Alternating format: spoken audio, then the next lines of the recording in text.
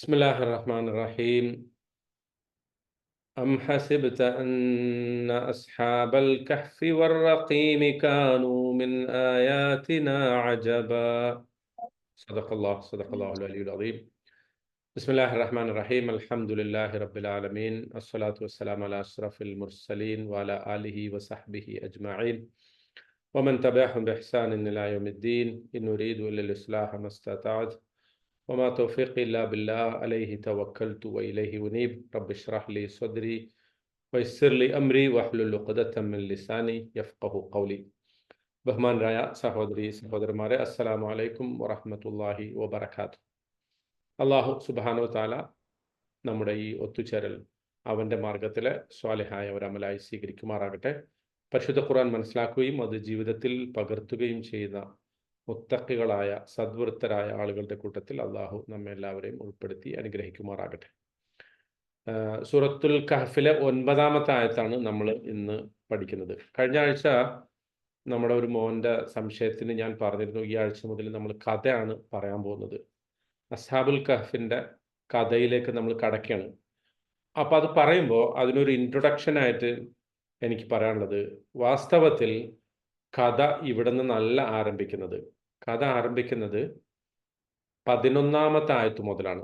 ഇന്ന് നമ്മൾ പഠിക്കാൻ പോകുന്നത് 9-ാമത്തെ ആയത്താണ്. പക്ഷേ അങ്ങനെ പറയുമ്പോൾ തന്നെ 9-ാമത്തെ ആയത്തിൽ അസ്ഹാബുൽ കഹ്ഫിനെ കുറിച്ച് പറഞ്ഞ് വരുന്നുണ്ട്. ഇന്നത്തെ സെഷന് നമ്മൾ കൊടുത്ത ടൈറ്റിൽ എന്താ? ഗുഹാവാസികൾ എന്ന അത്ഭുതം എന്നതാണ്. അത് പറയുമ്പോൾ അതിൻ്റെ ഉദ്ദേശം എന്താണെന്ന് വെച്ചാൽ, ഈ 9-10 ആയത്തുകൾ കൂടി നേരത്തെ നമ്മൾ ഇതുവരെ പറഞ്ഞു വന്ന അള്ളാഹു സുബ്ഹാനഹു വതആല സൂറത്തുൽ കഹ്ഫിൻ്റെ തുടക്കത്തിൽ അതിൻ്റെ മുഖവുര എന്നോണം പ്രവാചകൻ സല്ലല്ലാഹു അലൈഹി വസല്ലമയ്ക്ക് ആശ്വാസം എന്നോണം പറഞ്ഞ ആ വാചകങ്ങളുടെ ഒരു തുടർച്ചയാണ് 9-10 ആയത്തുകളും. ആ 9-10 ആയത്തുകളും കൂടി കഴിഞ്ഞാൽ നമ്മൾ പൂർണ്ണമായിട്ടും കഥയിലേക്ക് അപ്പോഴാണ് പ്രവേശിക്കുക. പക്ഷെ കഥയുടെ ഒരു അസ്ഹാബുൽ കഹ്ഫിൻ്റെ കഥയിലേക്ക് നമ്മൾ പൂർണ്ണമായും പ്രവേശിക്കുന്നതിന് മുമ്പ് ഈ വാചകങ്ങൾ എങ്ങനെ പരസ്പരം ബന്ധപ്പെട്ട് നിൽക്കുന്നു, എന്താണ് ഖുർആൻ എന്ന് പറയുന്ന അത്ഭുതം, അള്ളാഹു സുബ്ഹാനഹു വതആലയുടെ വചനങ്ങളുടെ ആ ഒരു ഘടന, അതിൻ്റെ ഒരു കൊഹേഷൻ, അതൊരു ഇഴുകി ചേർന്നിരിക്കുന്ന അവസ്ഥയെക്കുറിച്ചൊക്കെ നമ്മളൊന്ന് വിശദമായി മനസ്സിലാക്കണം. പക്ഷെ അത് ഞാൻ ഈ ആയത്തുകളിലേക്ക്, ഈ 10 ആയത്തുകളിലേക്ക് ഒന്നുകൂടി തിരിച്ചു വരും. അതെപ്പോഴാന്ന് വെച്ചാൽ 10-ാമത്തെ ആയത്ത് കൂടി പറഞ്ഞു കഴിഞ്ഞതിന് ശേഷമാണ്. ഇതിപ്പോൾ ഞാൻ പറയാൻ കാരണം വെച്ചാൽ, ഈ 9-ാമത്തെ ആയത്ത് ശരിക്ക് നേരത്തെ പറഞ്ഞ 8 ആയത്തുകളോട് ചേർന്ന് നിൽക്കുന്നു എന്ന് പറയുന്നതിന് തീമാറ്റിക്കലായിട്ടുള്ള, അതായത് ഇതുവരെ പറഞ്ഞു പോകുന്ന തീമുമായിട്ടുള്ള ഒരു ബന്ധമുണ്ട്. പ്ലസ് ഈ വാചകങ്ങളുടെ ഘടന, ഇതിൻ്റെ ഗ്രാമർ, അതിൻ്റെ സ്ട്രക്ചർ, അതിൻ്റെ പദങ്ങളുടെ പ്രയോഗം, വാക്യങ്ങൾ അള്ളാഹു വിന്യസിച്ചിരിക്കുന്ന രീതി, ഇതൊക്കെ നമുക്ക് ഇത് കൂട്ടിച്ചേർത്ത് വായിക്കുമ്പോൾ ഇത് ഈ 9-10 ആയത്തുകൾ കൂടി നേരത്തെ പറഞ്ഞ വാചകങ്ങളുടെ ഭാഗമാണ് എന്ന് മനസ്സിലാക്കാൻ സാധിക്കും. അത് ഞാൻ ഈ 9-ാമത്തെ ആയത്ത് വിശദീകരിക്കുമ്പോൾ എങ്ങനെയാണ് ഇത് മറ്റേ നേരത്തെ പറഞ്ഞ 8 ആയത്തുകളുമായി ചേർന്ന് നിൽക്കുന്നതെന്ന് പറയാം. അതോടൊപ്പം നമ്മൾ മനസ്സിലാക്കേണ്ട ഒരു കാര്യമുണ്ട്. ഈ നബി സല്ലല്ലാഹു അലൈഹി വസല്ലം നമ്മളോട് പറഞ്ഞല്ലോ, ദജ്ജാലിൻ്റെ വരവ്, അല്ലെ? ദജ്ജാൽ വരുന്നുണ്ട്, മസീഹ് ദജ്ജാൽ,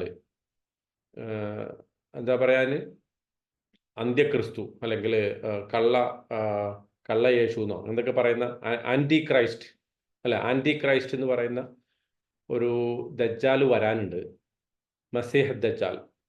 ആ മസീഹ് ദജ്ജാലിൻ്റെ ഉപദ്രവത്തിൽ നിന്ന് നമുക്ക് അഭയം കിട്ടണമെങ്കിൽ സൂറത്തുൽ കഹ്ഫിലെ എത്ര ആയത്ത് ഓതണമെന്നാണ് പറഞ്ഞിരിക്കുന്നത്? ആദ്യത്തെ 10 ആയത്ത്. ആദ്യത്തെ 10 ആയത്ത് ഓതണം. ആദ്യത്തെ 10 ആയത്ത് 10-ാമത്തെ ആയത്തിന് ഒരു പ്രത്യേകത ഉണ്ട്. നമ്മൾ ഇൻഷാ അല്ലാഹ് ഇന്ന് ഇത് തീരണമെങ്കിൽ അടുത്ത ആഴ്ച നമ്മൾ ആ 10-ാമത്തെ ആയത്ത് പഠിക്കും. ആ 10-ാമത്തെ ആയത്ത് ഒരു ദുആയാണ്. എന്താണ് ആ ദുആ? റബ്ബന ആതിന റഹ്മതൻ വഹയ്യിഅ് ലനാ മിൻ അംരിനാ റഷദ. ആ പ്രാർത്ഥനയുടെ അർത്ഥം ഒന്ന് പറഞ്ഞു നോക്കിയേ. ഇത് നമ്മുടെ ഈ ഭാഗമായിട്ട് ബന്ധപ്പെട്ടതാണ് കേട്ടോ. അതുകൊണ്ട് ആ ആയത്തിലേക്ക് ഞാൻ പോവുകയല്ല. ആയത്തിന്റെ അർത്ഥത്തിലേക്കോ ആശയത്തിലേക്കോ പോകുകയല്ല, മറിച്ച് ആ പ്രാർത്ഥന മാത്രം. റബ്ബന ആത്തിന മിൻ ലദുൻക റഹ്മ, ഞങ്ങളുടെ നാഥ, ആത്തിന നീ ഞങ്ങൾക്ക് നൽകണമേ, മിൻ ലദുൻക റഹ്മ, മിൻ ലദുൻ, ഇന്ദ ലദുൻ. ഇത് നമ്മൾ വേർതിരിച്ച് മനസ്സിലാക്കിയിട്ടുണ്ട് അല്ലെ. ഇന്ദയും ലദുനും തമ്മിലുള്ള വ്യത്യാസം എന്താ? മുമ്പ് നമ്മൾ പഠിച്ചു. ഇന്ദ എന്താന്ന് പറയുമ്പോ എന്താ അർത്ഥം? നിയർ ആണ്, സമീപസ്ഥമാണ്. ലദുൻ എന്ന് പറയുമ്പോഴോ? ഓർക്കുന്നുണ്ടോ ആരെങ്കിലും?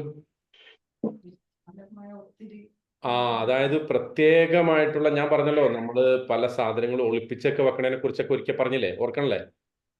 എന്റെ കയ്യിലുള്ള ഒരു സാധനം നിങ്ങൾക്ക് സ്പെഷ്യലായിട്ട് ഒരു പ്രത്യേക അറയിൽ പോയിട്ട് അതിൽ നിന്ന് എടുത്തു തരുമ്പോ അതിനാണ് എന്ത് പറയാ? അത് ലദുൻ എന്ന് പറയാം. എന്ന് പറഞ്ഞാൽ ഒരു സ്പെഷ്യൽ വോൾട്ട്, ഒരു പ്രത്യേക അറ. ഇപ്പോ ശ്രീ പത്മനാഭസ്വാമി ക്ഷേത്രത്തിന് അറയുണ്ടെന്ന് പറഞ്ഞിട്ടില്ല, ഒരു നിലവറ, അവിടെയാണ് സ്വർണം സൂക്ഷിച്ചു വെക്കുക അല്ലെ. എന്ന് പറഞ്ഞാൽ എന്താ? അത് പ്രത്യേകമായ അറയാണ്. അള്ളാഹുവിന്റെ പക്കൽ നിന്നുള്ള വളരെ സ്പെഷ്യൽ ആയിട്ടുള്ള ഒരു കാരുണ്യം, അതാണ് നമ്മൾ ചോദിക്കുന്നത്. മനസ്സിലാവുന്നുണ്ടോ? റബ്ബന ആത്തിന മിൻ ലദുൻക റഹ്മ എന്ന് പറയുമ്പോൾ നമ്മൾ ചോദിക്കുന്നത്, അള്ളാഹുവേ നിന്റെ പക്കൽ നിന്നുള്ള പ്രത്യേകമായിട്ടുള്ള ആ വളരെ നീ കാത്തു സൂക്ഷിച്ച് പോന്നിട്ടുള്ള ആ കാരുണ്യം, അത് നീ ഞങ്ങൾക്ക് നൽകണമേ. വഹയ്യ് ലനാ മിൻ അംരിനാ റഷദ, അതുപോലെ ഞങ്ങളുടെ കാര്യങ്ങളിൽ ഒരു റഷദ, ഒരു റുഷ്ദ് നൽകണമേ. എന്താ റഷദ എന്ന് പറഞ്ഞാല്? ശരിക്കും മലയാളത്തിൽ നമുക്ക് വേണമെങ്കിൽ തൻ്റെ ഇടംന്നോ വിവേകം എന്നോ ഒക്കെ പറയാം. വിവേകം, സന്മാർഗം, നേരായ വഴി. അതായത് ഒരു പെർട്ടിക്കുലർ ഘട്ടത്തിൽ നമ്മൾ പകച്ചു നിൽക്കുമ്പോൾ ആ ഘട്ടത്തിൽ, അല്ലെങ്കിൽ നമ്മൾ പകച്ചു നിൽക്കുന്ന പ്രതിസന്ധിയിൽ മുന്നോട്ട് പോകാനുള്ള ഒരു തൻ്റെ ഇടം, ഇത് നൽകണമെന്നാണ് പറയുന്നത്. ഇത് ആരുടെ പ്രാർത്ഥനയാണ്? ഈ പ്രാർത്ഥന ആരുടെ പ്രാർത്ഥനയാണ്? അസ്ഹാബുൽ കഹ്ഫിന്റെ പ്രാർത്ഥനയാണ്. അസ്ഹാബുൽ കഹ്ഫിന്റെ പ്രാർത്ഥനയാണ്. അതാണ് നമ്മൾ പറയാൻ പോണത്. അമ്മാസിബ്താന അസ്ഹാബൽ കഹ്ഫി വറഖീമി കാനൂ മിൻ ആയാതിനാ അജബ ഇത് അവൽ ഫിത്യഹതു ഇലൽ കഹ്ഫി ഫഖാലു റബ്ബന ആതിനാ മിൻ ലദുൻക. നോക്കൂ, എത്ര മനോഹരമായിട്ടാണ് പ്രവാചകൻ സല്ലല്ലാഹു അലൈഹി വസല്ലം പറഞ്ഞിരിക്കുന്നത്. നിങ്ങൾ ഈ 10 ആയത്ത് ഓതണം. ദജ്ജാലിനെ നിങ്ങൾ കാണുമ്പോൾ, അല്ലെങ്കിൽ ദജ്ജാലിന്റെ വരവ് നിങ്ങൾ അറിയുമ്പോൾ, അന്ത്യനാളിൽ നിങ്ങൾ 10 ആയത്ത് ഓതണം എന്ന് പറയുമ്പോൾ, ഈ 10 ആയത്ത് കാണാതെ പഠിച്ചിട്ട് ദജ്ജാൽ ഇങ്ങോട്ട് വരുമ്പോ ദജ്ജാലിന്റെ മുഖത്ത് നോക്കി 10 ആയത്ത് ഓതിയാ മതിയോ? അങ്ങനെ മതിയോ? ഏതുപോലെ നമ്മള് പിന്നെ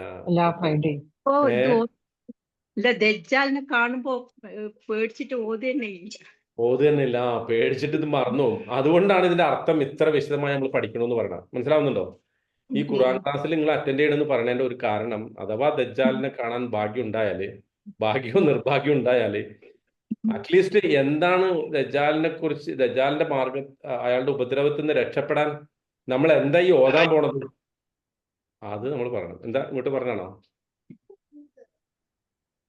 എന്താണ് ഓതാൻ പോണത്? 10 ആയത്ത് ഓതുമ്പോ അവസാനം പറയാൻ പോണ ആയത്ത് റബ്ബന ആതിനാ മിൻ ലദുൻക റഹ്മ, ഞങ്ങളുടെ നാഥ നിന്റെ പക്കൽ നിന്നുള്ള പ്രത്യേകമായ കാരുണ്യം നീ ഞങ്ങൾക്ക് നൽകണമേ. ആ കാരുണ്യം അത് എത്ര സ്പെഷ്യലാണ് എന്ന് നമുക്ക് എങ്ങനെയാ മനസ്സിലാക്കാം? നമ്മൾ പറയണം, അല്ലാഹുവോട് ചോദിക്കാണ്. എന്താ ചോദിക്കുന്ന? മിൻ ലദുൻക, മിൻ ലദുൻക. ആ ലദുൻക എന്ന് പറയുന്ന പ്രാർത്ഥന, ആ ചോദ്യം, അത് വളരെ സ്പെഷ്യലാണ്. നിന്റെ പക്കൽ നിന്നുള്ള വളരെ യുണീക്ക് ആയിട്ടുള്ള, വളരെ ഞങ്ങൾക്ക് മാത്രം പെർട്ടിക്കുലർ ആയിട്ടുള്ള, ഞങ്ങൾക്ക് മാത്രം സ്പെഷ്യൽ ആയിട്ടുള്ള ഒരു കാരുണ്യം പടച്ചോനെ നൽകണമേ എന്നാണ് നമ്മൾ പറയാൻ പോണത്. വഹയ്യ് ലനാ മിൻ അംരിനാ റഷദ എന്ന് പറഞ്ഞാൽ, ഈ 10ാമത്തെ ആയത്തിൽ നമ്മൾ ഓതി എത്തുമ്പോ ഈ കഥയിലേക്ക് അള്ളാഹു കടക്കുന്നതിന് മുമ്പ് നമ്മളും അസ്ഹാബുൽ കഹ്ഫും കൂടി ഒരു പോയിന്റിൽ ഒന്നിച്ചു ചേരുന്നു. അസ്ഹാബുൽ കഹ്ഫ് ആ പ്രാർത്ഥന ചൊല്ലിയത് എപ്പോഴാ? അവർ അന്നത്തെ രാജാവിന്റെ, അല്ലെ, ആ രാജാവിനെ കുറിച്ച്, അയാളുടെ പേരിനെ കുറിച്ച്, അയാളുടെ കഥകളെ കുറിച്ചൊക്കെ നമ്മൾ പറയാം. പക്ഷെ അതിലൊന്നും വളരെ ഇമ്പോർട്ടന്റ് അല്ല, കാരണം ഖുർആൻ അതൊന്നും പരാമർശിച്ചിട്ടില്ല. എത്ര പേരുണ്ടായിരുന്നു, ഏതാണ് രാജാവ്, ഏതാണ് പ്രദേശം, ഇതൊന്നും ഖുർആൻ പറഞ്ഞിട്ടില്ല. അങ്ങനെ പറയാത്ത സ്ഥിതിക്ക് പക്ഷെ എന്നാൽ പോലും നമ്മൾ എന്ത് ചെയ്യും, മറ്റ് ചരിത്രങ്ങളൊക്കെ പഠിക്കുന്ന കൂട്ടത്തിൽ അതും പഠിക്കും. പക്ഷെ ഞാൻ പറഞ്ഞു വരുന്നത് 10ാമത്തെ ആയത്തിലെത്തുമ്പോൾ നമ്മൾ ഓതി വരുന്ന സൂറത്തുൽ കഹ്ഫ് പതുക്കെ പതുക്കെ നമ്മളും അസ്ഹാബുൽ കഹ്ഫും കൂടി ഒന്നിച്ച് ഒരു ഫ്യൂഷനിലെത്തുന്നു. ഫ്യൂഷൻ, ഒരു മിശ്രിതം. അസ്ഹാബുൽ കഹ്ഫ് ആയിരക്കണക്കിന് വർഷങ്ങൾക്ക് മുമ്പ് ആ ദ്രോഹിയായിട്ടുള്ള, സ്വേച്ഛാധിപതിയായിട്ടുള്ള രാജാവിന്റെ ഉപദ്രവത്തിൽ നിന്ന് ഞങ്ങൾ അള്ളാഹുൽ വിശ്വസിച്ചതിന്റെ പേരിൽ ഞങ്ങൾക്ക് ശിക്ഷ അനുഭവിക്കേണ്ടി വരുമോ എന്ന് പേടിച്ചിട്ട് ഓടി കഹ്ഫില്, ആ ഗുഹയിൽ അഭയം തേടിയ അതേ ആളുകൾ, അവർ പ്രാർത്ഥിച്ച ആ പ്രാർത്ഥന നമ്മളോട് പ്രാർത്ഥിക്കാൻ അള്ളാഹുവിന്റെ റസൂൽ സല്ലല്ലാഹു അലൈഹി വസല്ലം പറയണേ, എപ്പോ? നിങ്ങൾ ദജ്ജാലിന്റെ ഉപദ്രവം നിങ്ങൾക്ക് ഉണ്ടാകുമ്പോൾ. ഇത് വളരെ വളരെ യുണീക്ക് ആയിട്ടുള്ള ഒരു ലെസണാണ്. ഈ പ്രാർത്ഥന നമുക്ക് എപ്പോഴും പ്രാർത്ഥിക്കേണ്ട ഒരു പ്രാർത്ഥനയാണ്. ഇപ്പോഴൊക്കെ നമ്മൾ അനിവാര്യമായും പ്രാർത്ഥിച്ചിരിക്കേണ്ട ഒരു പ്രാർത്ഥനയാണ്. കാരണം എന്താ? വലിയ വലിയ ദജ്ജാലുകൾ നമ്മുടെ മുമ്പിലുണ്ട്, അല്ലെ? ഒറ്റക്കണ്ണൻ ദജ്ജാൽ എന്ന് വിളിക്കാവുന്ന ധാരാളം ദജ്ജാലുകളുടെ പ്രകടമായ മൂർത്തിഭാവങ്ങൾ നമ്മുടെ മുമ്പിൽ ഇങ്ങനെ നിൽക്കുന്നുണ്ട്. നമ്മളെ ഇങ്ങനെ പിടിച്ച് കുലുക്കാനും പിടിച്ച് വിഴുങ്ങാനും ഒക്കെ പാകത്തിൽ ധാരാളം ദജ്ജാലുകൾ ഈ കാലഘട്ടത്തിലുണ്ട്. അവരുടെയൊക്കെ ഉപദ്രവത്തിൽ നിന്ന് രക്ഷ നേടാൻ നമ്മൾ പ്രാർത്ഥിക്കേണ്ട ഏറ്റവും അനിവാര്യമായിട്ടുള്ള, ഏറ്റവും പ്രത്യേകമായിട്ടുള്ള, സവിശേഷമായിട്ടുള്ള ഒരു പ്രാർത്ഥനയാണ് നമ്മൾ ഈ 10ാമത്തെ ആയത്തിൽ പഠിക്കുന്നത്. അപ്പൊ ഞാൻ പറഞ്ഞു വന്ന എത്രേ ഉള്ളൂ. അതിനെക്കുറിച്ച് ആ പ്രാർത്ഥനയുടെ വിവിധ വശങ്ങളൊക്കെ നമ്മൾ പഠിക്കും. പക്ഷെ ഞാൻ ഇപ്പോൾ സൂചിപ്പിക്കുന്നത് ഈ 9-10 ആയത്തുകൾ കൂടി ഇതിന് തൊട്ട് മുമ്പത്തെ ആയത്തിന്റെ ഭാഗമാണ്, അല്ലെങ്കിൽ തൊട്ട് മുമ്പത്തെ ആ സ്ട്രക്ചറിന്റെ, ഈ സൂറത്തിന്റെ ആദ്യത്തെ ഒരു ഖണ്ഡത്തിന്റെ ഭാഗമാണ് എന്ന് പറയാൻ വേണ്ടിയിട്ടാണ് ഞാൻ പറയുന്നത്. ഇനി ഓക്കെ, ഇനി നമ്മൾ അം ഹസിബത അന്ന അസ്ഹാബൽ കഹ്ഫി വറഖീമി കാനൂ മിൻ ആയാതിന അജബ, അതിനകത്തേക്ക് പോകാം. അം എന്ന് പറഞ്ഞെന്താ? അം ആണോ ആണോ ആണോ എന്നത് ഒരു അർത്ഥം മാത്രമാണ് കേട്ടാ, അത് മാത്രമല്ല എൻ്റെ അർത്ഥം. അം ഹസിബത, താങ്കൾ വിചാരിച്ചുവോ? താങ്കൾ ആരാണ്? താങ്കൾ എന്ന് പറഞ്ഞ അഡ്രസ് ചെയ്യുന്ന ആരെയാണ്?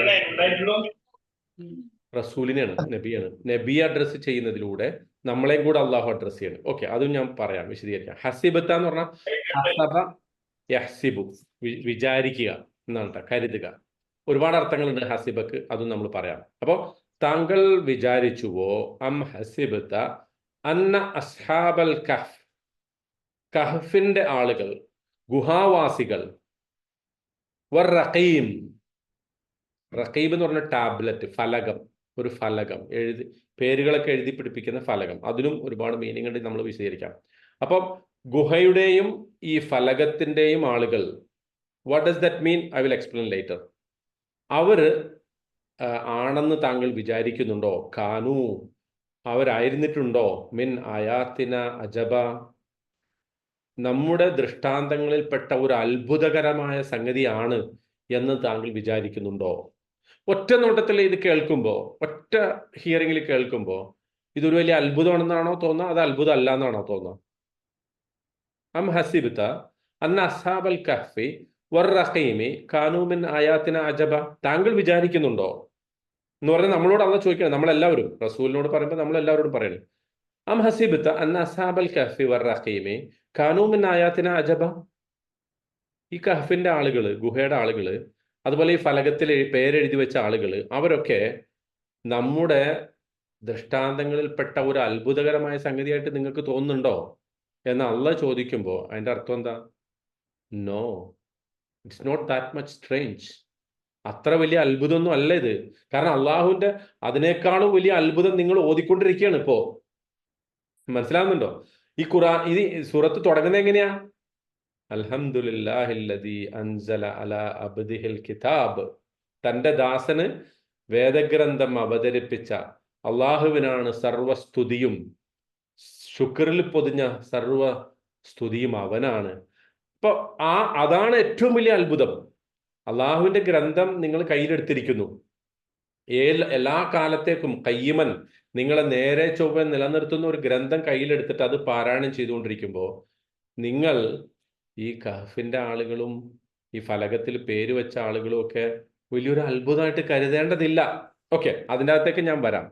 ഓക്കെ, അപ്പോ ഞാൻ പറഞ്ഞല്ലോ, ഈ വാചകം ഇതിന് തൊട്ട് മുമ്പത്തെ വാചകത്തിന്റെ ഭാഗമാണ്, അല്ലെങ്കിൽ ഘടനാപരമായിട്ട് അതിനോട് യോജിച്ച് നിൽക്കും. തെളിവ് എന്താന്ന് വെച്ചാൽ എന്നുള്ള പദം തന്നെയാണ്. കാരണം ഒരു പുതിയ ഈ കഥ ഇവിടെ തുടങ്ങുകയാണെങ്കിൽ ഒരിക്കലും അള്ളാഹു വച്ചിട്ട് അത് തുടങ്ങില്ല. എന്നുള്ളത് സാധാരണഗതിയിൽ നേരത്തെ പറഞ്ഞ ഒരു സംഗതിയുടെ തുടർച്ചയായിട്ടാണ് പറയാ. അതുകൊണ്ടാണ് ഇമാം ഷൗക്കാനി ഈ എന്നുള്ള പദത്തിന് അദ്ദേഹം അർത്ഥം പറഞ്ഞിരിക്കുന്നത് ബൽ എന്നാണ്. എന്നാൽ ഹൗവർ, ബട്ട് എന്നൊക്കെ നമ്മൾ ഇംഗ്ലീഷിൽ പറയുമ്പോൾ അതൊരു കൺജങ്ഷൻ അല്ലേ? ഹൗവർ, ബട്ട് എന്നൊക്കെ ഉള്ളത് എന്താ കൺജങ്ഷൻ എന്ന് പറഞ്ഞാൽ? നേരത്തെ പറഞ്ഞ ഒരു വാചകത്തോട് തുടർന്നു വരുന്നു. അതിന്റെ നേരത്തെ പറഞ്ഞൊരു ഒന്നുകിൽ ആ പറഞ്ഞ വാചകത്തെ നിഷേധിക്കുന്നു, അല്ലെങ്കിൽ ആ വാചകത്തോട് വേറൊന്ന് കൂട്ടിച്ചേർക്കുന്നു. അതാണ് ഇമാം ഷൗക്കാനി അതിന് പറഞ്ഞിരിക്കുന്ന അർത്ഥം ഒന്നുകിൽ ബൽ എന്നാൽ, അല്ലെങ്കിൽ ആണോ എന്ന അർത്ഥത്തിലാണ്. ബൽ അല്ലെങ്കിൽ ആണോ അല്ലെങ്കിൽ എന്നാൽ എന്നൊക്കെ അർത്ഥമാണ് പറഞ്ഞിരിക്കുന്നത്. അദ്ദേഹം അതിനെ വിശദീകരിച്ചിട്ട് പറഞ്ഞു ബൽ ഹസിബ്ത എന്ന് പറഞ്ഞാൽ which means did you think the people of the cave and the inscription, so instead did you think, നിങ്ങൾ ചിന്തിച്ചിട്ടുണ്ടോ, എന്നാൽ നിങ്ങൾ ചിന്തിച്ചിട്ടുണ്ടോ? അതായത് നേരത്തെ മുഹമ്മദ് നബി സല്ലല്ലാഹു അലൈഹി വസല്ലമയോട് അള്ളാഹു ചോദിച്ചിരുന്നു, അല്ലെങ്കിൽ പറഞ്ഞിരുന്നു, അവർ ഈ കാര്യങ്ങളിലൊക്കെ വിശ്വസിക്കാതിരുന്നാൽ താങ്കളെ തന്നെ വധിച്ചേക്കുമോ എന്നതൊരു ഭയം ആണ്, ഒരു പ്രതിസന്ധിയായിട്ട് പറഞ്ഞിരുന്നു. പക്ഷെ ഞാൻ എന്ത് ചെയ്യാൻ പോണ്, ഈ ഭൂമിയെ ഇപ്പോൾ ആളുകൾക്ക് ഇങ്ങനെ അലങ്കാരമാക്കി കൊടുത്തിരിക്കുന്നു, സീനത്താക്കി കൊടുത്തിരിക്കുന്നു. ഈ ഭൂമിയെ ഞാൻ ഒരു നാൾ നശിപ്പിക്കുക തന്നെ ചെയ്യും. ഇത് അള്ളാഹു പറഞ്ഞിട്ട് അതിനോട് ചേർത്ത് ചോദിക്കാണ്, എന്നാൽ താങ്കൾ വിചാരിച്ചുവോ? മനസ്സിലാവുന്നുണ്ടോ? അപ്പൊ ആ വാചകത്തോട് ചേർത്തിട്ടുള്ള, അതിനോട് കൂട്ടി യോജിപ്പിച്ചിട്ടുള്ള, ഘടിപ്പിച്ചിട്ടുള്ള, ഘടനാപരമായി യോജിച്ച് നിൽക്കുന്ന ഒരു വാചകമാണ് ഇത് എന്ന് പറയാൻ വേണ്ടിയിട്ടാണ് എന്നത് ഉപയോഗിച്ചിരിക്കുന്നത് എന്നാണ് ഇമാം ഷൗക്കാനി പറയുന്നത്. അതിന് അദ്ദേഹം കൊടുത്തിരിക്കുന്ന അർത്ഥം എന്താ? ബൽ എന്ന് പറഞ്ഞാൽ എന്നാൽ, ഹൗവർ എന്നൊക്കെ അർത്ഥം. ഓക്കെ, ഇനി മറ്റു ചില തഫ്സീറുകളിൽ ഇതിൽ പറയുന്നത് എന്താ വെച്ചാൽ ഒരു ക്രിട്ടിക്കൽ കമന്റ് ആണെന്നുള്ളതാണ്. അതായത് നേരത്തെ പറഞ്ഞ വാചകത്തെ അവിടെ ഒന്ന് നിർത്തിയിട്ട് ഒരു ഇന്റർജങ്ഷൻ, ഇടക്ക് കയറി പറയാന്ന് പറയില്ലേ നമ്മള്, ഇടക്ക് കയറിയിട്ട് ഒരു വാചകം അള്ളാഹു പറഞ്ഞതാണ്. അങ്ങനെ ഇടക്ക് കയറി പറഞ്ഞപ്പോ അതിനെ കണക്ട് ചെയ്യാൻ വേണ്ടി ഉപയോഗിച്ച ഒരു പദം മാത്രമാണ് എന്നതാണ് മറ്റൊരു വ്യാഖ്യാനം. ഇനി അപ്പോ അവരുടെ ആ വാചകത്തിന്റെ അർത്ഥം എന്ന് വെച്ചാൽ ഇത് ഒരു കോൺവെർസേഷൻ, ഇതുവരെ പറഞ്ഞ ഒരു കോൺവെർസേഷനിൽ നിന്ന് മറ്റൊരു കോൺവെർസേഷനിലേക്ക് പതുക്കെ ഒരു ട്രാൻസിഷൻ ആണ് ഇവിടെ നടക്കുന്നത്. അപ്പൊ എന്ന് പറഞ്ഞാൽ ഇതിന്റെ തൊട്ടു മുമ്പ് പറഞ്ഞതിനെ നിഷേധിക്കുകയോ അതിന് ഘടകവിരുദ്ധമായിട്ടുള്ള ഒരു സംഗതി പറയല്ല, മറിച്ച് അതിനോട് യോജിച്ച് നിൽക്കുന്ന ഒരു വസ്തുത അള്ളാഹു പറയാണെന്ന് അർത്ഥം. നോക്കൂ, ഇതിന് തൊട്ടു മുമ്പ് പറഞ്ഞ എന്താ? ഈ ഭൂമിയെ അള്ളാഹു ഫ്ലാറ്റ് ആക്കാൻ പോവാണ് അല്ലെ? ഈ ഭൂമി ഇപ്പൊ എല്ലാവർക്കും നല്ല അലങ്കാരമാണ്, നല്ല കെട്ടിടങ്ങൾ, നല്ല ലൈറ്റ്, നല്ല റോഡ്, നല്ല മെട്രോ, നല്ല ഫ്ലൈറ്റ്, ഇങ്ങനെയൊക്കെ ഭൂമിയിൽ അന്നതല്ല, അന്ന് ഒട്ടകവും, അന്ന് വൃക്ഷങ്ങളും, അന്ന് മരുഭൂമിയും പൂന്തോട്ടമൊക്കെ ഉണ്ട്, അരുവികളൊക്കെ ഉണ്ട്. അപ്പൊ ഇങ്ങനെ അലങ്കാരമായ ഒരു ഭൂമിയെ നാം ഇനി നശിപ്പിക്കാൻ പോവുകയാണ്. ആ നശിപ്പിക്കാൻ പോകുന്നതിന് നമുക്ക് കഴിവുള്ളവനാണ് എന്ന് പറയാൻ അള്ളാഹു ഈ കഥയിലേക്ക് കൊണ്ടുപോവുകയാണ്. ഇപ്പൊ ഇവിടെ നമ്മൾ മനസ്സിലാക്കണം, ഈ സൂറത്ത് അവതരിക്കുന്നതിന്റെ പശ്ചാത്തലം നമ്മൾ പറഞ്ഞു അല്ലെ? 3 ചോദ്യങ്ങൾ ചോദിച്ചിരുന്നു. ആര്? മക്കയിലെ മുശ്രിക്കുകൾക്ക് ആ ചോദ്യങ്ങൾ പറഞ്ഞു കൊടുത്തത് ആരാ പറഞ്ഞു കൊടുത്ത? ജൂതന്മാര്. എന്തൊക്കെയായിരുന്നു ആ ചോദ്യങ്ങൾ?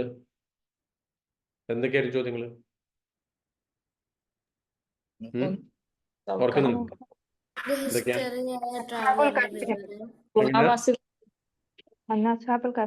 പിന്നെ റൂഹിനെ പറ്റിട്ട്. അസ്ഹാബുൽ കഹ്ഫ് എന്നാണോ അവര് ചോദിച്ചത്? അല്ല, നല്ല ചോദിച്ചത്. പിന്നെയോ, പണ്ട് ജീവിച്ചിരുന്ന കുറെ യുവാക്കൾ, അവർ അപ്രത്യക്ഷരായി, അവരുടെ കഥ അങ്ങനെ ചോദിച്ചിട്ടുള്ളൂ. അസ്ഹാബുൽ കഹ്ഫ് എന്ന് പറഞ്ഞിട്ടില്ല. മനസ്സിലാകുന്നുണ്ടോ? കുറെ യുവാക്കൾ ഒരു കാലത്ത് ജീവിച്ചിരുന്നു, അവർ അപ്രത്യക്ഷരായി. ആ യുവാക്കളെ കുറിച്ച് പറഞ്ഞതാ ഒന്നത്. 2 റൂഹിനെ കുറിച്ച് പറഞ്ഞതാ. മൂന്നാമത്തെ എന്തായിരുന്നു ചോദ്യം?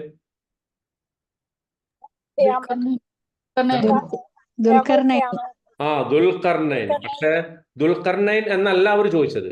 അവർ ചോദിച്ചത് എന്താ? റജുലുൻ തവാഫ്, ഒരു ഭൂമി മുഴുവൻ ചുറ്റിക്കറങ്ങിയ ഒരു മനുഷ്യൻ, ആ മനുഷ്യനെ കുറിച്ച്. അപ്പോ അള്ളാഹു, ഞാനത് ആ ചോദ്യം നിങ്ങളോട് എടുത്തു ചോദിക്കാൻ കാരണം, ഇത് മറന്നുപോകരുത്. ഈ സൂറത്തിന്റെ പശ്ചാത്തലവുമായിട്ടും ഇതിന്റെ മൊത്തം മീനിങ്ങുമായിട്ടും അള്ളാഹു ഓരോ ഘട്ടത്തിൽ പറയുന്ന സംഗതികളുമായിട്ടും ഒക്കെ അതിന് ബന്ധമുണ്ട്. അപ്പൊ ഇവര് ചോദിച്ചത് എന്താ? ഇവര് ചോദിച്ചത് അപ്രത്യക്ഷരായ, ഏതോ ഒരു കാലത്ത് അപ്രത്യക്ഷരായ കുറെ യുവാക്കളെ കുറിച്ചാണ്. ഇതാരാണ്? ഏത് കാലത്ത് ജീവിച്ചിരുന്നവരാണ്? അവരെത്ര പേരുണ്ടായിരുന്നു? ഇതൊക്കെ പറഞ്ഞു തരാനാണ് ഇവർ പറയുന്നത്. എന്ന് പറഞ്ഞാൽ പ്രവാചകൻ സല്ലല്ലാഹു അലൈഹി വസല്ലമ ഒരു മനുഷ്യൻ എന്നുള്ള നിലക്ക് അദ്ദേഹത്തിന് അന്ന് ചാറ്റ് GPT ഇല്ല ചോദിക്കാൻ, അന്ന് ഡീപ് സീക്ക് ഇല്ല ചോദിക്കാൻ, ഗൂഗിൾ ജെമിനി ഇല്ല ചോദിക്കാൻ. ഇന്നിപ്പോ നമുക്ക് എന്തെങ്കിലും വേണമെങ്കിൽ നേരെ ചാറ്റ് GPTനോട് ചോദിച്ചാൽ മതി, ജെമിനിനോട് ചോദിച്ചാൽ മതി, അല്ലെ? എന്തും ചോദിക്കാം, എന്തും മറുപടി പറഞ്ഞുതരും, എല്ലാ ഫത്വയും ഒക്കെ ഇവർ പറഞ്ഞുതരും. പക്ഷെ അന്ന് ഇതൊന്നുമില്ലല്ലോ. അന്ന് പ്രവാചകൻ സല്ലല്ലാഹു അലൈഹി വസല്ലമയ്ക്ക് ആകെ പറയാനുള്ളത് അള്ളാഹിനോടാണ്. അദ്ദേഹമാകട്ടെ ചെറിയൊരു ധൃതി കാണിക്കുകയും ചെയ്തു നബി സല്ലല്ലാഹു അലൈഹി വസല്ലം. എന്താ, ഞാൻ നാളെ പറഞ്ഞുതരാമെന്ന് പറയുകയും ചെയ്തു. പക്ഷെ പിറ്റേന്ന് പറഞ്ഞു കൊടുക്കാൻ പറ്റിയില്ല, അതിന്റെ പിറ്റേന്ന് പറ്റിയില്ല. എത്ര ദിവസം പോയി, എത്ര ദിവസം വൈകി?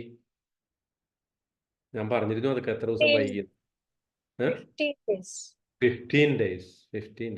അവര് പറഞ്ഞു, മക്കയിലെ മുശ്രിക്കുകൾ പറഞ്ഞു, ഇന്നിതാ മുഹമ്മദ് പറഞ്ഞു നാളെ പറയാന്ന് പറഞ്ഞിട്ട് ഇപ്പതാ ഇന്ന് 15 ദിവസമായി.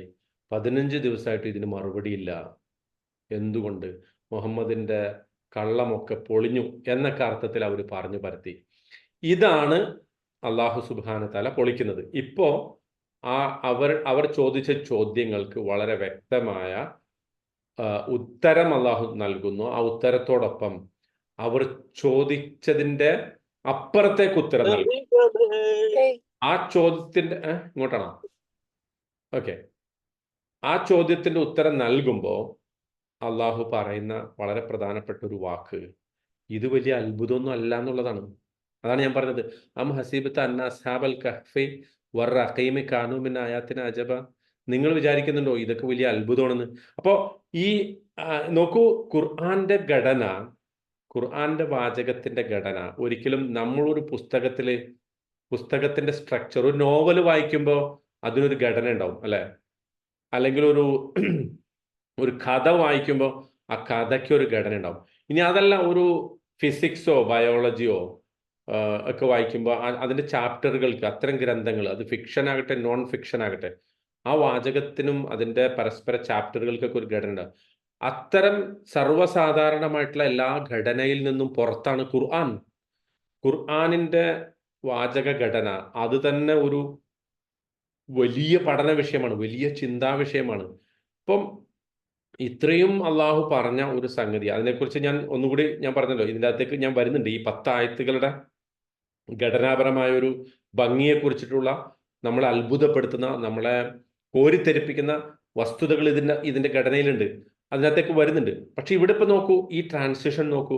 ഈ ഭൂമിയെ നാം നശിപ്പിക്കാൻ പോവുകയാണ്, ഇത് ഫ്ലാറ്റ് ആക്കാൻ പോവുകയാണ് എന്ന് പറയുന്നതിൻ്റെ ഇടയ്ക്ക് പക്ഷേ എന്നാൽ നിങ്ങളൊക്കെ വിചാരിക്കുന്നുണ്ടോ ഈ കഹഫിന്റെ ആളുകൾ, ഈ ഫലകത്തിന്റെ ആളുകൾ നമ്മുടെ ഒരു വലിയ അത്ഭുതമാണെന്ന് നിങ്ങൾ വിചാരിക്കുന്നുണ്ടോ? അപ്പോൾ അതൊരു break away from one mode of speech to another mode of speech. ഇതുവരെ പറഞ്ഞ ഒരു സ്പീച്ചിന്റെ ഒരു മോഡിൽ നിന്ന് മറ്റൊരു മോഡിലേക്ക് പോവുകയാണ്. താഹിർ ഇബ്നു ആഷൂർ അദ്ദേഹം പറയുന്ന ഒരു പ്രധാനപ്പെട്ട ഒരു വാക്കാണ്. അതായത് ഈ സ്റ്റോറിയുടെ ഏറ്റവും പ്രധാനപ്പെട്ട ഒരു ഗോൾ എന്താ? ഇപ്പൊ ഈ കഥ ഉണ്ടല്ലോ, അസ്ഹാബുൽ കഹഫിന്റെ കഥയുടെ അടിസ്ഥാനപരമായ ലക്ഷ്യം സ്റ്റോറി പറയാ എന്നുള്ളതാണ്. പക്ഷേ ഇവിടെ അള്ളാഹു പറയാണ്, എൻ്റെ ഉദ്ദേശം നിങ്ങൾ ചോദിച്ച ചോദ്യത്തിന് പെട്ടെന്ന് തന്നെ അങ്ങനെ നേരിട്ട് ഉത്തരം എന്താണ്? ഡിസപ്പിയർ ആയിട്ടുള്ള 7 യുവാക്കൾ അല്ലെങ്കിൽ കുറെ യുവാക്കളുടെ കഥ എന്ന് പറയുമ്പോൾ ആ യുവാക്കളുടെ കഥ 1 by 1 ആയിട്ട് അവർ ഇന്ന സ്ഥലത്ത് ജീവിച്ചിരുന്നു, അവരുടെ കാലത്ത് ഭരിച്ചിരുന്ന രാജാവ് ഇന്നതാണ്, അയാൾ ഇത്ര കാലം ഭരിച്ചു, അയാളുടെ കുഴപ്പങ്ങൾ ഇന്നതൊക്കെയാണ്, അയാൾ ഇന്ന ഭരണപരിഷ്കാരങ്ങൾ നടപ്പാക്കി, ആ ഭരണപരിഷ്കാരങ്ങൾ ഇന്നൊക്കെ പോരായ്മ ഉണ്ടായിരുന്നു. ഇങ്ങനെയല്ല അള്ളാഹ് കഥ പറയാ. അള്ളാഹുവിന്റെ കഥ പറച്ചിലിന്റെ സ്റ്റൈല് അതുകൂടി നമുക്ക് ഇതിൽ നിന്ന് മനസ്സിലാക്കും ഈ എന്ന പ്രയോഗത്തിലൂടെ. എന്ന വാക്ക് അവിടെ ഉപയോഗിച്ച് ആ ഒരു പ്രപ്പോസിഷൻ അവിടെ ഉപയോഗിച്ചതിലൂടെ ഈ കഥയിലേക്ക് ഒരു ആമുഖം അള്ളാഹു കൊടുക്കുകയാണ്. അതിനകത്തേക്ക് ഒരു ലീഡ്, നമ്മൾ പറയല്ലോ ഒരു ലീഡ്, കഥയിലേക്ക് ലീഡ് ചെയ്യുന്ന ഒരു സംഗതി, ഒരു ഇൻട്രൊഡക്ഷൻ അള്ളാഹു കൊടുക്കുകയാണ് കേട്ടോ.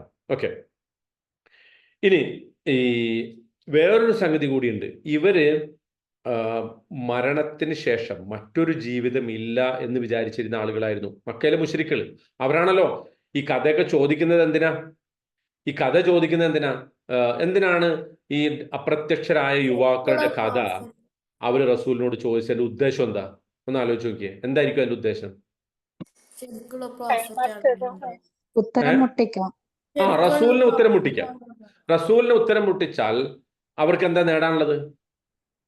റസൂൽ പറയുന്നതൊക്കെ കള്ളമാണെന്ന് വരുത്തി തീർക്കുക. അതായത് ഖുർആൻ പടച്ചോന്റെ വചനമല്ല, പ്രവാചകൻ ഒരു പ്രവാചകനല്ല, മരണത്തിന് ശേഷം മറ്റൊരു ജീവിതമില്ല.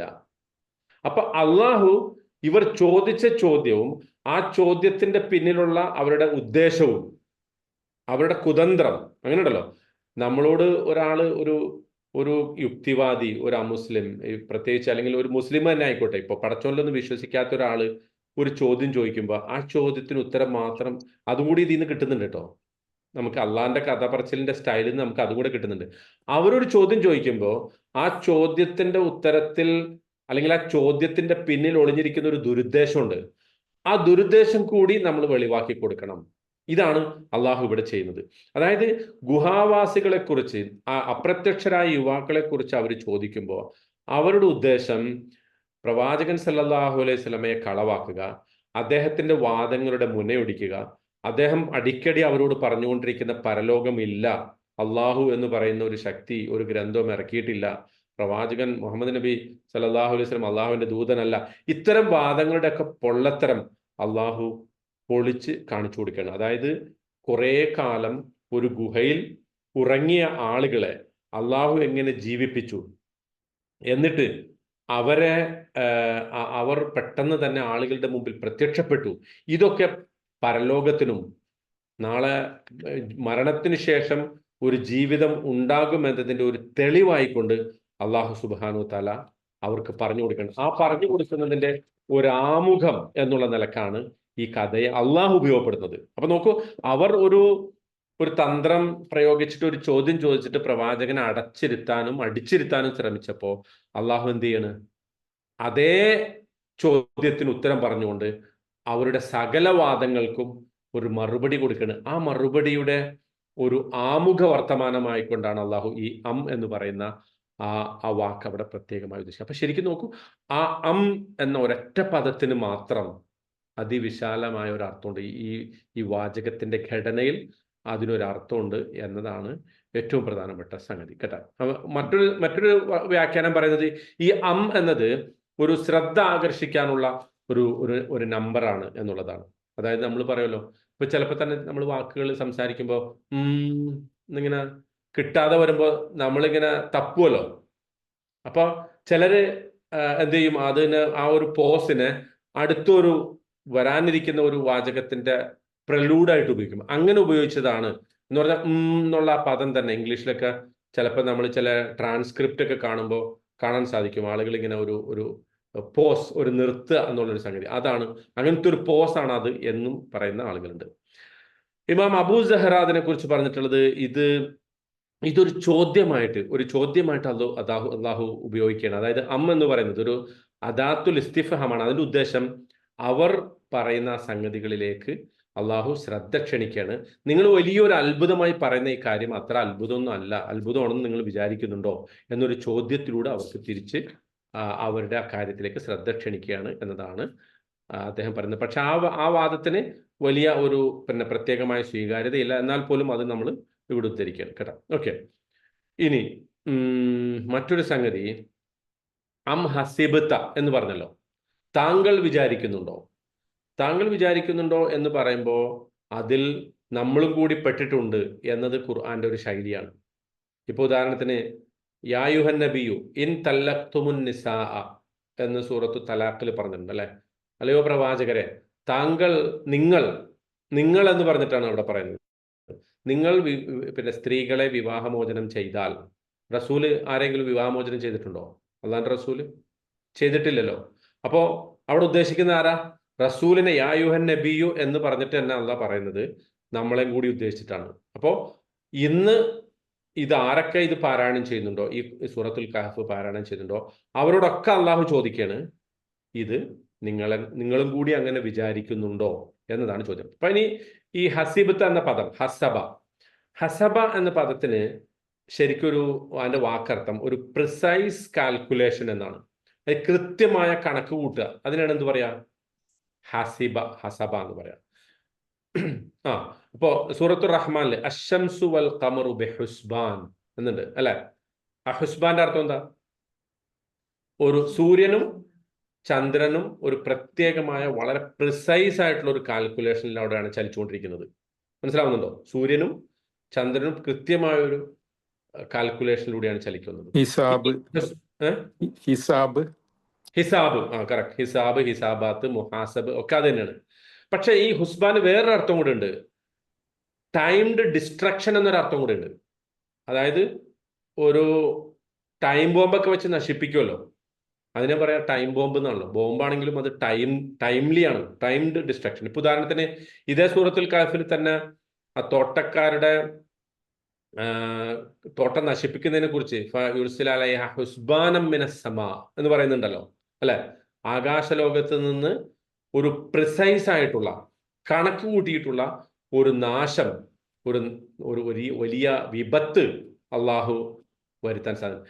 അപ്പോൾ ഈ സൂറത്തുർ റഹ്മാനിലെ അശ്ശംസു വൽ ഖമറു ബി ഹുസ്ബാൻ എന്നുള്ളതിന് അങ്ങനെയും കൂടി അർത്ഥം പറയുന്നുണ്ട് പണ്ഡിതന്മാര്. അതായത് സൂര്യനും ചന്ദ്രനും കൃത്യമായ ഒരു കണക്കൂട്ടലിലാണ് സഞ്ചരിച്ചുകൊണ്ടിരിക്കുന്നത്. പക്ഷേ ഒരു ഘട്ടത്തിൽ ഈ സൂര്യനും ചന്ദ്രനും എന്ത് ചെയ്യും? നശിക്കാനുള്ളത് കൂടിയാണ്.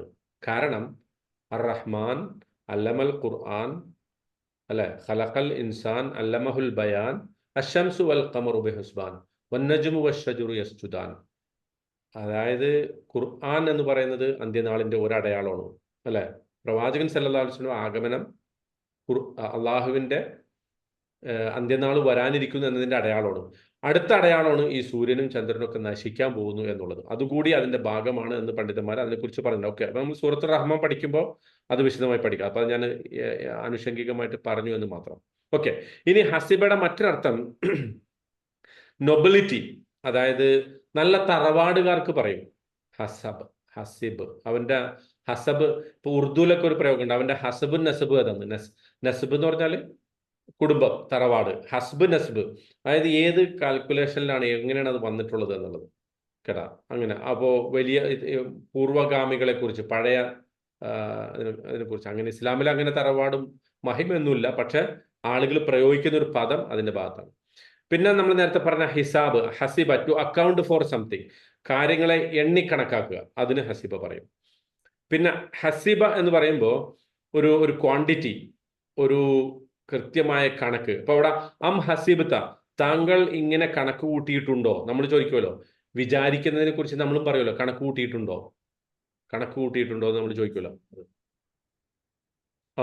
ഹസിബത്തും അത് അതിൽപ്പെട്ടാണ്. ഇപ്പൊ നോക്കൂ, ഹസിബത്തും അൻ തദ്ഖുലുൽ ജന്ന, നിങ്ങൾ സ്വർഗത്തിൽ പോകുമെന്ന് കണക്ക് കൂട്ടിയിട്ടുണ്ടോ?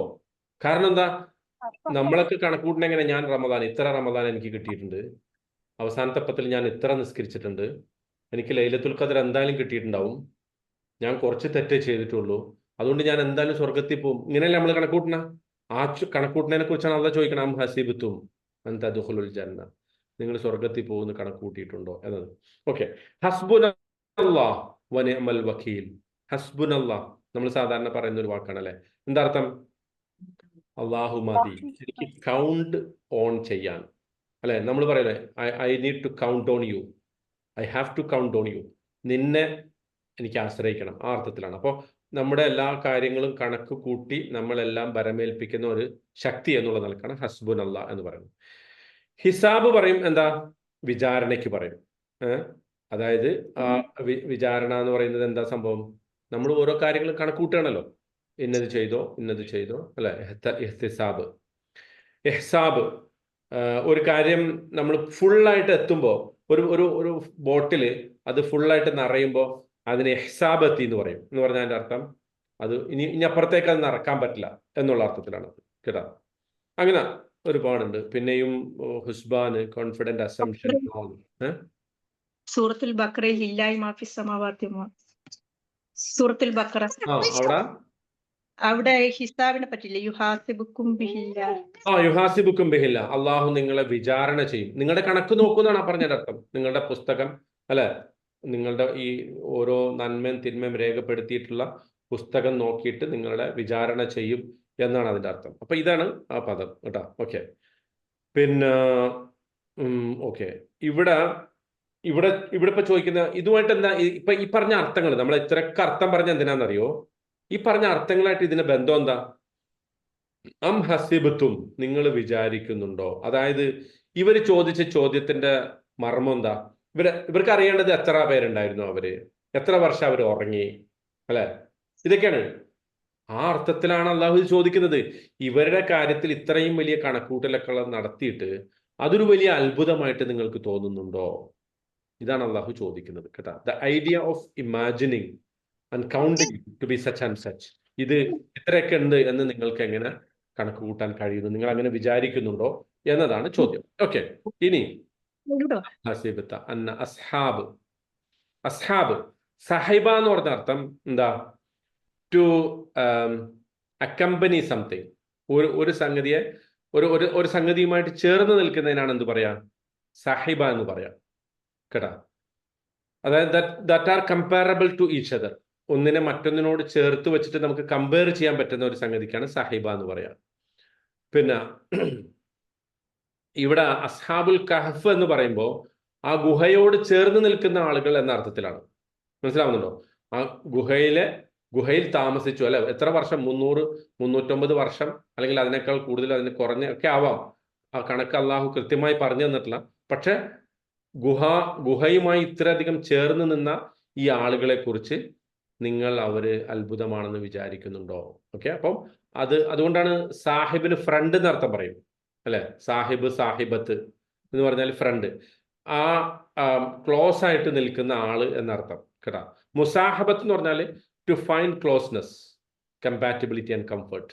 ഒരാളായിട്ട് എനിക്ക് മുസാഹബത്ത് ഉണ്ടെന്ന് പറഞ്ഞ അർത്ഥം അവരുമായിട്ട് ഞാൻ ക്ലോസ് ആയി നിൽക്കുന്നു, എനിക്ക് അതിൻ്റെ അകത്തൊരു കംഫർട്ട് തോന്നുന്നു എന്നർത്ഥം. ഓക്കെ, സാഹിബത്തുൽ ബൈത്ത്, സാഹിബത്തുൽ മാല് എന്നൊക്കെ പറയുമ്പോൾ അതാണ് അസ്ഹാബ്. പിന്നെ പ്രവാചകൻ സല്ലല്ലാഹു അലൈഹി വസല്ലമയുടെ സഹാബികളെ നമ്മൾ ആ പേര് വിളിക്കണം എന്തുകൊണ്ടാ? അവർ പ്രവാചകനോട് ചേർന്ന് നിൽക്കുന്ന ആളുകളാണ് അസ്ഹാബ്. ഓക്കെ, മുസ്ഹബ്, ഇസ്തിസ്ഹാബ് എന്നൊക്കെ പറയും. ഒരു പുസ്തകം നിങ്ങൾ അതിനോട് ചേർന്ന് നിൽക്കുക, അതിനെ നിങ്ങൾ ഒരു കമ്പാനിയനാക്കുമ്പോൾ, കൂട്ടാക്കുമ്പോൾ ഇസ്തിസ്ഹാബുൽ കിതാബ് എന്ന് പറയും. മുസ്ഹബ് എന്ന് പറയും, അത് someone who is company to themselves, talk to themselves, നമ്മളെ തന്നെ ചേർത്ത് പിടിക്കുന്ന ഒരാൾ എന്നുള്ള അർത്ഥത്തിൽ സാഹിബ്. ഓക്കെ, ഇത്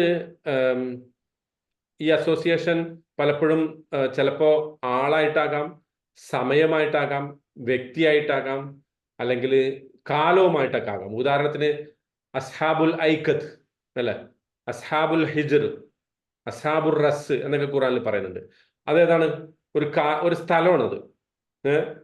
പിന്നെയോ അസ്ഹാബുൽ മാല് എന്ന് പറയും, അസ്ഹാബുൽ നാരി അസ്ഹാബുൽ ജന്ന അല്ലെ. സ്വർഗത്തിന്റെ ആളുകൾ എന്ന് പറയുമ്പോൾ നമുക്ക് മനസ്സിലാക്കാം. പക്ഷെ നരകത്തിന്റെ സാഹിബാകാൻ ആരെങ്കിലും ആഗ്രഹിക്കോ? ഇല്ലല്ലോ. പക്ഷെ പിന്നെയും എന്തുകൊണ്ട് അള്ളാഹു അത് പറഞ്ഞു? അതൊരു സർക്കാസ്റ്റിക് ആയിട്ട് പറയാണ്. നിങ്ങൾ നരകത്തിന്റെ പ്രവർത്തനങ്ങൾ ചെയ്താൽ പിന്നെ നരകമായിരിക്കും നിങ്ങളുടെ കൂട്ട് എന്നുള്ള അർത്ഥത്തിലാണ് ആ വാക്ക് ഉപയോഗിച്ചിട്ടുള്ളത്. അപ്പൊ ഓക്കെ, ചുരുക്കി പറഞ്ഞാൽ ഈ അസ്ഹാബിന്റെ അർത്ഥം നമ്മൾ ഒരു സംഗതിയോട് വേർപിരിയാനാവാത്ത വിധം ചേർന്ന് നിൽക്കുന്ന ഒരു അവസ്ഥയ്ക്കാണ് സാഹിബ്, അസ്ഹാബ്, സുഹ്ബത്ത്, സഹാബത്ത് എന്നൊക്കെ പറയുന്നത് കേട്ടോ. ഓക്കെ, ഇനി ബേസിക്കലി ഒരു ചെറിയ സമയത്തേക്കല്ല, നീണ്ട കാലം അല്ലെങ്കിൽ നീണ്ട സമയം ചേർന്ന് നിൽക്കുന്ന ഒരു സംഗതിക്കാണ് അത് നമ്മൾ പറയാം. ഓക്കെ, ഇനി അൽ കഹഫ്. കഹ്ഫ് എന്ന് പറഞ്ഞാൽ എന്താ? ഗുഹ. ഗുഹയ്ക്ക് വേറൊരു വാക്ക് ഖുർആനിൽ പറഞ്ഞിട്ടുണ്ട്, ഓർക്കുന്നുണ്ടോ ആരെങ്കിലും? ഗാർ. ഓക്കെ, ഒരു സംഗതി ഷെയർ ചെയ്യാട്ടെ ഇവിടെ. അതായത് പിന്നെ ബൈബിളില് ഈ അസ്ഹാബുൽ കഹ്ഫിന്റെ കഥ പറയുമ്പോൾ നോക്കട്ടെ ഒരു സെക്കൻഡ്. ബൈബിളിൽ അസ്ഹാബുൽ കഹ്ഫിന്റെ കഥ പറയുമ്പോൾ അപ്പോൾ ഉപയോഗിച്ച ഒരു സംഗതി അത് ഞാൻ ഷെയർ ചെയ്യാം.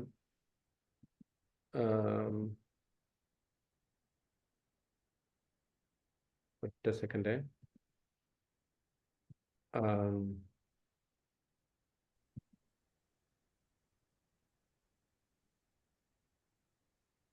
ഓക്കെ, സോറി, ഇതല്ലല്ല. Stop share. Where is that? ഈ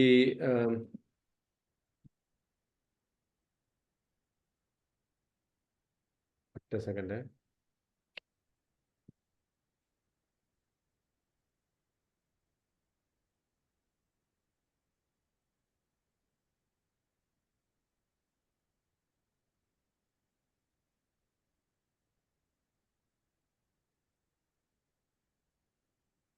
എവിടെയാണ് പിക്ചർ വന്നിട്ടുണ്ടോ? വരുന്നില്ല. ഓക്കെ, ഒരു സെക്കൻഡ്. അതായത് ഈ അസ്ഹാബുൽ കഹ്ഫിന്റെ കഥ പറയുമ്പോൾ ബൈബിളിൽ അവർ സാധാരണ ഉപയോഗിക്കുന്ന ഒരു ഈ പിക്ചർ കാണുന്നുണ്ടോ നിങ്ങൾ? ഇല്ല അല്ലേ? ഇല്ല.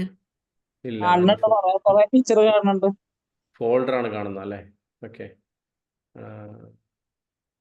ഓക്കെ, അത് നോക്കട്ടെ.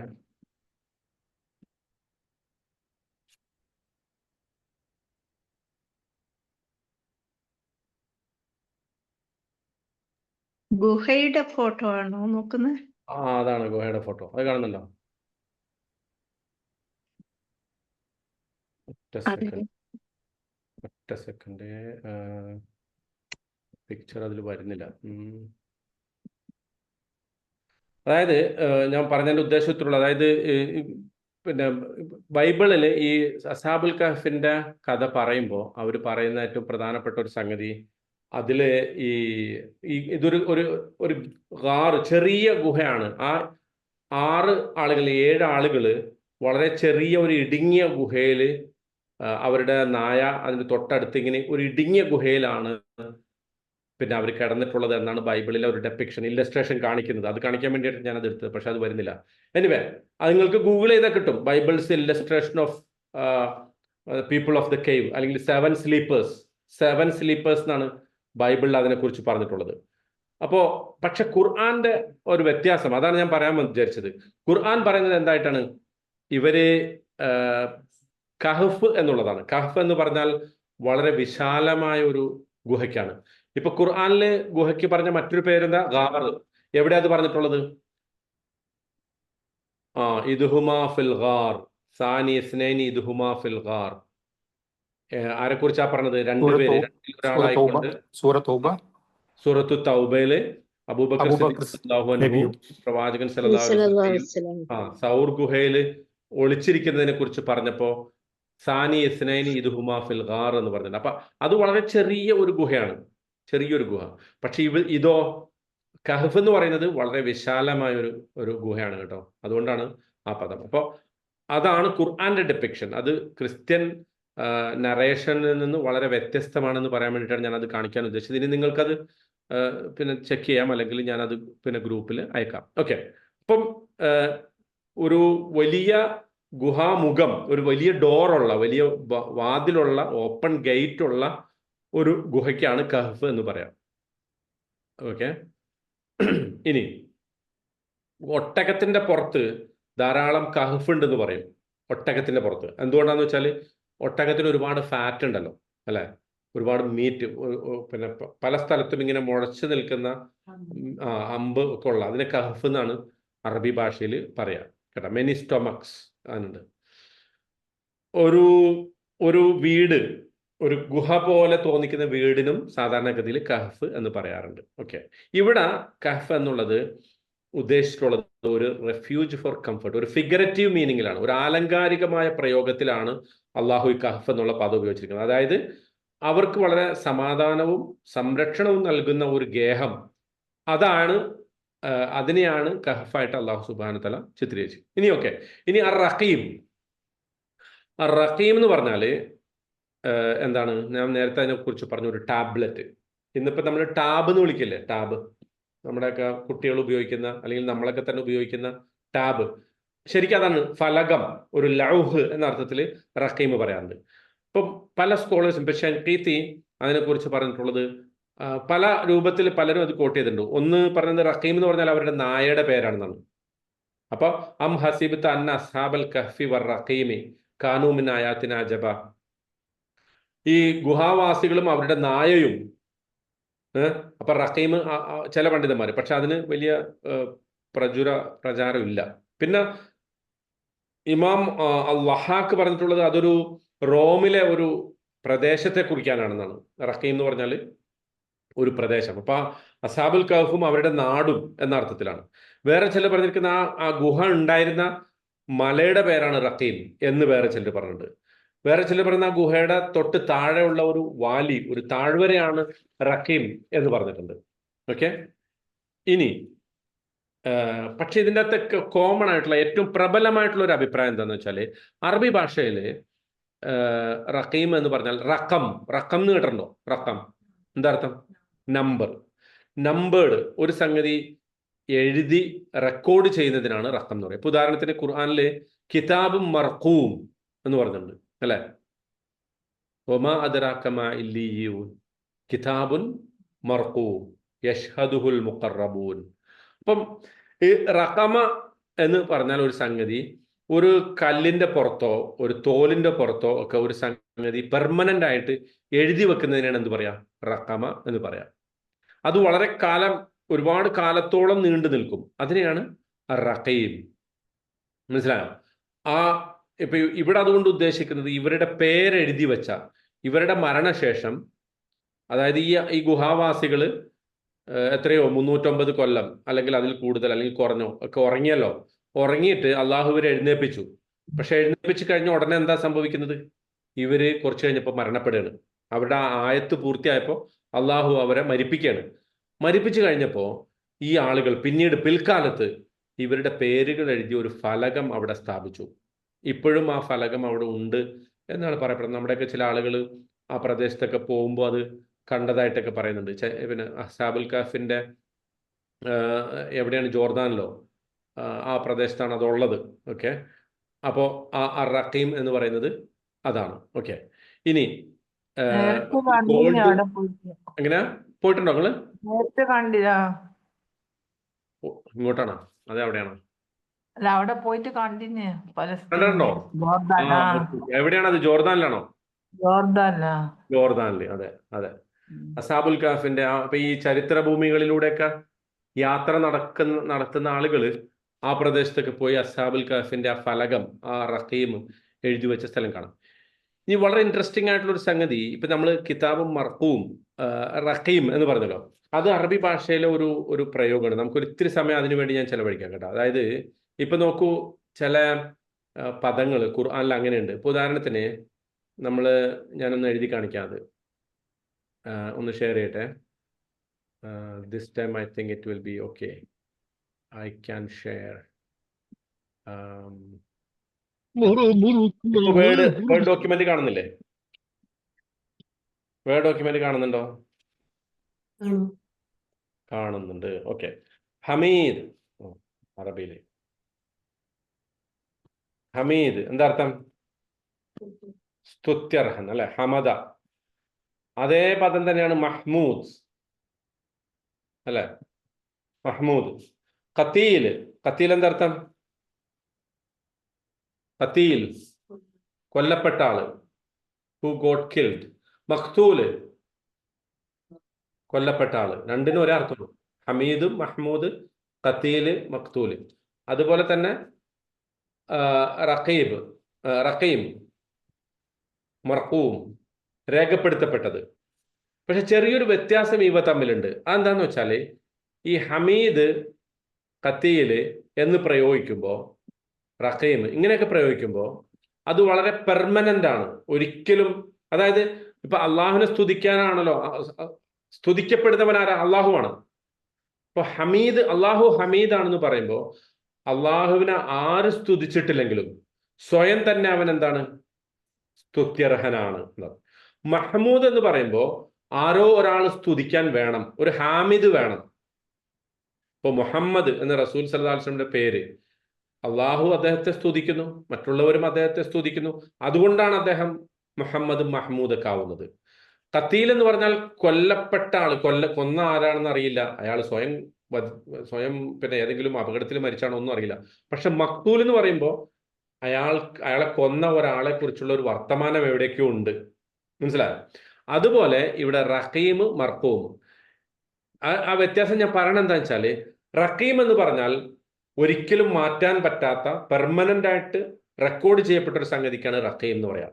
മർഖൂം എന്ന് പറഞ്ഞാലോ, മർഖൂം എന്ന് പറഞ്ഞാൽ അവിടെ രേഖപ്പെടുത്തുന്ന ഒരാളുണ്ട്. അതുകൊണ്ടാണ് നമ്മുടെ ഗ്രന്ഥത്തെക്കുറിച്ച്, നമ്മുടെ കർമ്മങ്ങൾ രേഖപ്പെടുത്തുന്ന ഗ്രന്ഥത്തെക്കുറിച്ചാണ് കിതാബുൻ മർഖൂം എന്ന് അള്ളാഹു പറഞ്ഞിട്ടുള്ളത്. അതിന്റെ അർത്ഥം ആ ഗ്രന്ഥത്തിൽ എഴുതപ്പെട്ടത് ചിലപ്പോൾ മാറ്റാൻ പറ്റിയേക്കും നമ്മൾ പശ്ചാത്തപിച്ചാൽ. ഒരു പക്ഷെ നമ്മുടെ തെറ്റുകൾ എഴുതിയ ഗ്രന്ഥത്തിന് കിതാബുൻ മർഖൂം എന്ന് പറയും. അതിനൊരിക്കലും കിതാബുൻ റഖീം എന്ന് പറയില്ല. കാരണം നമ്മുടെ കിതാബിനെ നമുക്ക് എന്ത് ചെയ്യാൻ പറ്റും?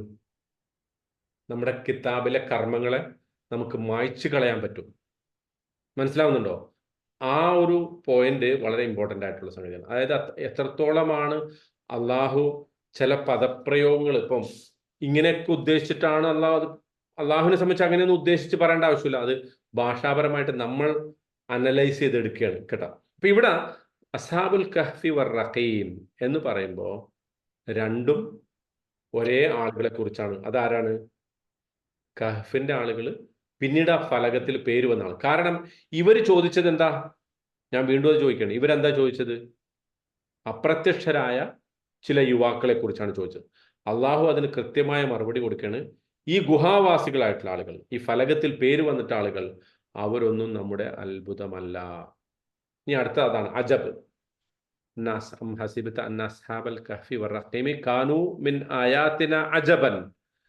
അവരൊരു അത്ഭുതമാണോ? അജബൻ എന്നുള്ളത് അതിന്റെ ഇറാബ് എന്തായിരിക്കും? അറബി അറിയാവുന്നവർ, ഗ്രാമർ അറിയാവുന്നവർ ഒന്ന് പറഞ്ഞു നോക്കിയേ. കാനൂ മിൻ ആയാതിന അജബ. ആ അജബ എന്നുള്ള പദം ഏത് സ്ഥാനത്താണ് വന്നിട്ടുണ്ടാവുക? നസ്ബാണ്. പക്ഷെ അതിന്റെ ഇറാബ് എന്താ?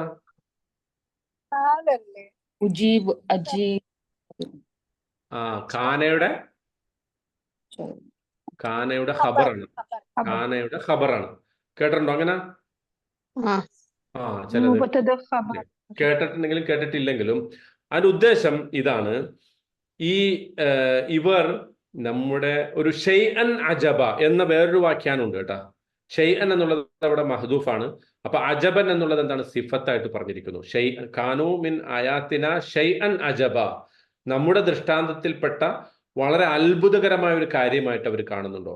വളരെ അത്ഭുതം എന്ന പദം എന്ന വാക്കർത്ഥം എങ്ങനെ കിട്ടി? അജബ് എന്നുള്ളത് ശരിക്ക് ഒരു മസ്തറാണ്. മസ്തർ എന്ന് പറഞ്ഞ റൂട്ട് വേർഡാണ്. ശരിക്കും അവിടെ വേണ്ടിയിരുന്നത് അജീബൻ എന്നതാണ്. ഏതുപോലെ നമ്മൾ സീനത്ത് പറഞ്ഞപ്പോ പറഞ്ഞല്ലോ, സീനത്ത് എന്താണ്? മസ്ദറാണ്. മസ്ദർ അതുപോലെ ഉപയോഗിക്കുമ്പോൾ, സിഫത്തിന്റെ സ്ഥാനത്ത് ഉപയോഗിക്കുമ്പോൾ അതിന്റെ അർത്ഥം ഒരു ഒരു ഒരു എന്താ പറയാ, അബണ്ടൻസിന്റെ മീനിങ് കിട്ടും. മുബാലക, അറബിയിൽ അതിനെ പറയാം മുബാലക എന്നാണ്. മുബാലക എന്ന് പറഞ്ഞാൽ എന്താ? നമ്മളൊരു സൂപ്പർലെറ്റീവായിട്ട് പറയുമല്ലോ. അതായത് നമ്മുടെ വലിയ ഒരു അത്ഭുതമായിട്ട് നിങ്ങൾ അതിനെ കാണുന്നുണ്ടോ എന്നാണ് ആ ചോദ്യം കേട്ടാ. അജീബ്. ഓക്കെ. കാനൂമിൻ ആയാത്തിന്. അപ്പൊ ചിലർ പറഞ്ഞിട്ടുണ്ട് അല്ല അത് സിഫത്തല്ല, സിഫത്താണെങ്കിൽ അജബത്ത് എന്നാണ് പറയേണ്ടത്. പക്ഷെ മസ്ദറിന് അങ്ങനെ മുഅന്നസില്ല. മനസ്സിലായോ? ഇപ്പോ ഉമ്മത്തൻ വസത്തൻ എന്നേ പറയുള്ളൂ, ഉമ്മത്തൻ വസത്തൻ എന്ന് പറയില്ല. അപ്പോ കാനൂമിൻ ആയാത്തിന അജബ എന്ന് തന്നെയാണ് പറയാ എന്നുള്ളതാണ്. ഓക്കെ, അതൊക്കെ ഗ്രാമറിന്റെ വിവിധ വശങ്ങളാണ്. മനസ്സിലാക്കാവുന്നവർക്ക് വേണ്ടി മാത്രം ഞാൻ അത് സൂചിപ്പിച്ചു എന്ന് മാത്രം. ഇനി കാനു മിൻ ആയാത്തിന അജബ, ആ മിൻ എന്തുകൊണ്ടായിരിക്കും അവിടെ ഉപയോഗിച്ചിട്ടുണ്ടാവുക? അതിന്റെ അർത്ഥം നമുക്ക് എൻ്റെതായിട്ട് ഒരുപാട് ദൃഷ്ടാന്തങ്ങളുണ്ട്. അള്ളാഹു പറഞ്ഞു എൻ്റെ ആയത്തുകൾ ഒരുപാടുണ്ട്. നിങ്ങൾ ഈ ഓതിക്കൊണ്ടിരിക്കുന്ന ഖുർആൻ തന്നെ എൻ്റെ ആയത്താണ്. അത്തരം ഒരുപാട് ആയത്തുകളിൽപ്പെട്ട ഒരൊറ്റ ചെറിയ അത്ഭുതമായിട്ട് പോലും നിങ്ങൾ അതിനെ കരുതുന്നുണ്ടോ എന്ന് പറഞ്ഞാൽ അള്ളാഹ് പറയുന്നത് there is no way that you can consider this as a something very wonderful. ഒരു സ്ട്രേഞ്ച് ആയിട്ട് ഒരു വലിയ അത്ഭുതമായിട്ട് നിങ്ങൾക്ക് ഈ ഗുഹാവാസികളെയും അവർ ഉറങ്ങിയതിനെയും പിന്നീട് അവർ എഴുന്നേറ്റതിനെ കുറിച്ചൊന്നും നിങ്ങൾ വിചാരിക്കേണ്ട ഒരു ആവശ്യമില്ല. അപ്പൊ ഒരു മിറാക്കുലസ് ആയിട്ടുള്ള ഒരു സംഗതിയെ അല്ല എന്ന് അള്ളാഹു അതിനെ നിഷേധിക്കണം. നമുക്കത് മിറാക്കുലസ് ആയി തോന്നണം. എന്തുകൊണ്ടാ? നമ്മളാകെ എത്ര ദിവസം ഉറങ്ങാം? പരമാവധി പോയാൽ നമ്മൾ 8 മണിക്കൂർ ഉറങ്ങും അല്ലെ? ചിലരുണ്ട് 14 മണിക്കൂർ ഉറങ്ങണവരൊക്കെ ഉണ്ട്.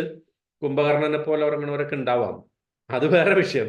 അതൊക്കെ എന്താണ്? സ്ട്രെയിഞ്ച് ആണ്, എക്സ്ട്രാ ഓർഡിനറി ആണ്. സാധാരണ മനുഷ്യന്മാർ എത്ര ഉറങ്ങാം? അത്രയൊക്കെ ഉറങ്ങുള്ളൂ അല്ലെ? 8 മണിക്കൂർ 7 മണിക്കൂർ, ഇനി പോയ ഒരു 10 മണിക്കൂറൊക്കെ ഡിപ്പെൻസ് നമ്മുടെ ശരീരത്തിന്റെ സിറ്റുവേഷൻസ്. പക്ഷെ അപ്പൊ അതുകൊണ്ട് തന്നെ 300 വർഷം ഉറങ്ങി എന്ന് കേൾക്കുമ്പോൾ, 350 വർഷം ഈ മനുഷ്യന്മാർ ഉറങ്ങി എന്ന് കേൾക്കുമ്പോൾ നമുക്കെന്ത് തോന്നും? We think it's A miracle. പക്ഷെ അള്ളാഹ് പറയാണ് അതിനേക്കാളും വലിയ മിറക്കിൾ നിങ്ങളുടെ അടുത്തുണ്ട്. അതെന്താ? ഖുർആൻ. ഈ ഖുർആൻ, ഈ പ്രപഞ്ചം, ഇതൊക്കെ അള്ളാഹിന്റെ ദൃഷ്ടാന്തങ്ങളല്ലേ? എന്നിട്ട് നിങ്ങൾ ഇതിനെയാണോ വലിയ ദൃഷ്ടാന്തമായിട്ട് കാണുന്നത് എന്നാണ് അള്ളാഹു ചോദിക്കുന്നത്. ഈ അജബിൽ തന്നെ അള്ളാഹു അജബ് എന്നുള്ള പല സന്ദർഭങ്ങളിൽ ഖുർആനിൽ പ്രയോഗിച്ചിട്ടുണ്ട്. ഇപ്പോ അതഅജബീന മിൻ അംരില്ലാ, ആരോടാ ചോദിക്കുന്നത്? മലക്കുകൾ വന്നിട്ട് ഇബ്രാഹിം നബിക്ക് ഒരു പുത്രനെ കുറിച്ച് സന്തോഷ വാർത്ത അറിയിച്ചു അല്ലെ? ഇസ്ഹാഖ് നബീനെ കുറിച്ച് സന്തോഷ വാർത്ത അറിയിച്ചു. അപ്പോ ഇബ്രാഹിം നബിയുടെ ഭാര്യ സാറാ ബീവി അവർ ചോദിച്ചു, എനിക്കോ കുട്ടിയോ? ഞാൻ ഒരു വന്ധ്യായ സ്ത്രീയാണ്, ഇദ്ദേഹമാണ് വഹാദ ബഅലി ഷെയ്ഖൻ കബീർ, എൻ്റെ ഭർത്താവാണെങ്കിൽ വളരെ അത്ഭുതം, വളരെ ഷെയ്ഖൻ കബീർ, വളരെ പ്രായമുള്ള ഒരാളാണ്, അങ്ങനെ ഞങ്ങൾക്ക് എങ്ങനെ കുട്ടി ഉണ്ടാവാം എന്ന് ചോദിച്ചപ്പോ അള്ളാഹു ചോദിക്കുന്നുണ്ട് മലക്കുകൾ വഴി, മലക്കുകൾ പറയാണ് അതഅജബീന മിൻ അംരില്ലാ, അള്ളാഹുവിന്റെ കാര്യത്തെക്കുറിച്ച് നിങ്ങൾ അത്ഭുതപ്പെടുകയാണോ? ഞാനിത് പറയണ എന്തിനാ അറിയോ? ഈ ഗുഹാവാസികളുടെ കഥ അള്ളാഹു ഒരു അത്ഭുതമായിട്ടല്ലാതെ പറയുമ്പോൾ നമുക്ക് അതിലുള്ള പാഠം എന്താന്ന് വെച്ചാല്, നമ്മൾ അള്ളാഹിനോട് പ്രാർത്ഥിക്കുമ്പോൾ നമ്മൾ എന്തെന്നാ അള്ളാഹിനോട് ചോദിക്കണം? പലപ്പോഴും നമുക്ക് നടക്കാത്ത കാര്യമാണ് ചോദിക്കുക അല്ലെ? നമുക്ക് നടക്കാത്തൊരു കാര്യം, അല്ലെങ്കിൽ നടക്കുമെന്ന് പ്രതീക്ഷിക്കാത്ത കാര്യങ്ങളൊക്കെ നമ്മൾ ചോദിക്കും. പക്ഷെ നമ്മളെങ്ങനെയാ ചോദിക്കുക? പലപ്പോഴും നമുക്ക് തന്നെ ഒരു പ്രതീക്ഷയില്ലാത്ത പോലെയല്ലേ ചോദിക്കുക? എന്നാൽ അങ്ങനെയല്ല ചോദിക്കേണ്ടത് എന്നാണ് അള്ളാഹു പറഞ്ഞു തരുന്നത്. അതാണ് ഇപ്പോൾ ഈ 10ാമത്തെ ആയത്തിൽ നമ്മൾ പറയാൻ പോകുന്ന സംഗതി. അള്ളാഹുവിൻ്റെ കാര്യം എന്ന് പറയുന്നത് ഇതൊക്കെ ഈ പ്രപഞ്ചത്തിനെ മുഴുവൻ സൃഷ്ടിച്ച് പരിപാലിച്ച് ഇതിനെ തിരിച്ചുകൊണ്ടിരിക്കുന്ന നാഥന് നമ്മുടെ ഒരു കാര്യത്തിന് മറുപടി തരാൻ എന്നുള്ളത് അള്ളാഹു വളരെ എളുപ്പമാണ്. ആ എളുപ്പമുള്ള സംഗതി എളുപ്പമായി നമുക്ക് കിട്ടും എന്ന് നമ്മൾ വിചാരിക്കുമ്പോഴാണ് അള്ളാഹു അത് തരുള്ളൂ. ഇത് കിട്ടൂല. നമ്മൾ പ്രാർത്ഥിക്കുന്നുണ്ട്, ശരിയാണ്. പക്ഷെ പലപ്പോഴും ആ പ്രാർത്ഥിക്കുമ്പോൾ തന്നെ നമ്മുടെ മനസ്സിൽ എന്താണ്? കിട്ടൂല എന്നാണ് നമ്മൾ വിചാരിക്കുന്നതെങ്കിൽ കിട്ടില്ല അത്. അതുകൊണ്ടാണ് റസൂൽ സല്ലല്ലാഹു അലൈഹി വസല്ലം പറഞ്ഞത്, നിങ്ങൾ ഉദ്ഉല്ലാഹ വ അൻതും മൂഖിനൂന ബിൽ ഇജാബ, നിങ്ങൾ അള്ളാഹിനോട് പ്രാർത്ഥിക്കുക, ഉത്തരം കിട്ടുമെന്ന് ഉറപ്പിച്ചിട്ട് പ്രാർത്ഥിക്കണം. ഗുഹാവാസികൾ അതാണ് ചെയ്തത്. അവർക്ക് ആകെ ചെയ്യാനുള്ളത് അവരുടെ വിശ്വാസമായിട്ട് ഓടിപ്പോവാനേ പറ്റുള്ളൂ. ഒരു ഗുഹയിൽ പോയി അഭയം തേടി, എന്നിട്ട് അവർ പ്രാർത്ഥിച്ചു. ദജ്ജാല് വരുമ്പോൾ നമുക്കും ചെയ്യാനുള്ളത് അതാണ്. ദജ്ജാലിന്റെ മുമ്പിൽ നിന്ന് പ്രാർത്ഥിക്കാനേ നമുക്ക് ചിലപ്പോൾ പറ്റുള്ളൂ. ഇപ്പോഴത്തെ ഈ ലോകം ഭരിച്ചുകൊണ്ടിരിക്കുന്ന പല ദജ്ജാലുകളെ കുറിച്ചും നമ്മൾ ആലോചിക്കുമ്പോൾ അവർ SIR ആയിട്ടും അവർ താരിഫായിട്ടും അവര് ആർട്ടിഫിഷ്യൽ ഇന്റലിജൻസ് ഒക്കെ ആയിട്ട് നമ്മുടെ മുമ്പിലേക്ക് വരുമ്പോൾ നമുക്ക് ചെയ്യാനുള്ളത് പ്രാർത്ഥിക്കുക എന്നുള്ളതാണ്. പക്ഷെ ആ പ്രാർത്ഥിക്കുമ്പോൾ എങ്ങനെ പ്രാർത്ഥിക്കണം? ഗുഹാവാസികൾ പ്രാർത്ഥിച്ചതുപോലെ റബ്ബന ആതിന മിൻ ലദുൻക റഹ്മ. അതിനെക്കുറിച്ച് ഇൻഷാ അല്ലാഹ് നമ്മൾ അടുത്ത ആഴ്ച കൂടുതൽ വിശദീകരിക്കാം. അപ്പൊ അതാണ്, ഇതൊരു വലിയ അത്ഭുതമായിട്ട് നിങ്ങൾ കരുതേണ്ടതില്ല. അജബുൻ ഉജാബ്, അങ്ങനത്തെ ഒരു വലിയ അത്ഭുതമൊന്നും അല്ല ഇത്. ഇറ്റ്സ് സിമ്പിൾ ഫോർ അല്ലാഹ്. This is something very simple. നിങ്ങൾ അങ്ങനെയേ ഇതിനെ കാണേണ്ടതുള്ളൂ. ഗുഹാവാസികളുടെ കഥയെയും ഈ റഖീമിന്റെ ഫലകത്തിന്റെ ആളുകളുടെ കഥയും ഒക്കെ നിങ്ങൾ അത്രയും അള്ളാഹുവിന്റെ ദൃഷ്ടാന്തങ്ങളിൽ പെട്ട ഒരു ദൃഷ്ടാന്തം, ഒരുപാട് ദൃഷ്ടാന്തങ്ങളിൽ പെട്ട ഒരു ദൃഷ്ടാന്തം, ഒരു ചെറിയ ദൃഷ്ടാന്തം ആയിട്ട് കണ്ടാൽ മതി. ആയിരക്കണക്കിന് ദൃഷ്ടാന്തങ്ങൾ നിങ്ങൾ ജീവിച്ചുകൊണ്ടിരിക്കുന്നു. നിങ്ങൾ ഓരോ ദിവസവും കാണുമ്പോൾ സൂര്യൻ ഉദിക്കുന്നു, അത് വലിയ ദൃഷ്ടാന്തമാണ്. പക്ഷെ നിങ്ങൾക്കത് എല്ലാ ദിവസവും സൂര്യൻ ഉദിക്കുന്നത് കാണുമ്പോൾ ദൃഷ്ടാന്തമായിട്ട് തോന്നുന്നില്ല. നിങ്ങൾ ഖുർആൻ പാരായണം ചെയ്യുന്നു, പക്ഷെ ഖുർആൻ നിങ്ങൾക്കൊരു ദൃഷ്ടാന്തമായിട്ട് തോന്നാത്ത എന്തുകൊണ്ടാ? അത് നിങ്ങളുടെ മനസ്സിലേക്ക് ഇറങ്ങുന്നില്ല. നിങ്ങൾ എന്ന് ഉദ്ദേശിച്ച നമ്മുടെയൊക്കെ മനസ്സിലേക്ക് അത് ഇറങ്ങാത്തത് കൊണ്ടാണ് നമുക്കതൊരു വലിയ അത്ഭുതമായിട്ട് തോന്നാത്തത്. ഓക്കെ, അതാണ് അള്ളാഹു ഇവിടെ കൺവേ ചെയ്യുന്ന ഏറ്റവും സുപ്രധാനമായിട്ടുള്ള സന്ദേശം. ഇൻഷാ അല്ലാഹ് നമ്മൾ അടുത്ത ആഴ്ച ആ പ്രാർത്ഥനയും അതിൻ്റെ വിശാലമായ അർത്ഥതലങ്ങളിലേക്ക് നമുക്ക് പോകാം. അള്ളാഹു സുബ്ഹാനഹു വ തആല നമ്മെ അനുഗ്രഹിക്കുമാറാകട്ടെ. പെട്ടെന്ന് എന്തെങ്കിലും ഇത്രയും പറഞ്ഞതിനെ കുറിച്ച് ചോദിക്കാനുണ്ടെങ്കിൽ കുറച്ച് ചോദിച്ചിട്ട് നമുക്ക് അവസാനിപ്പിക്കാം.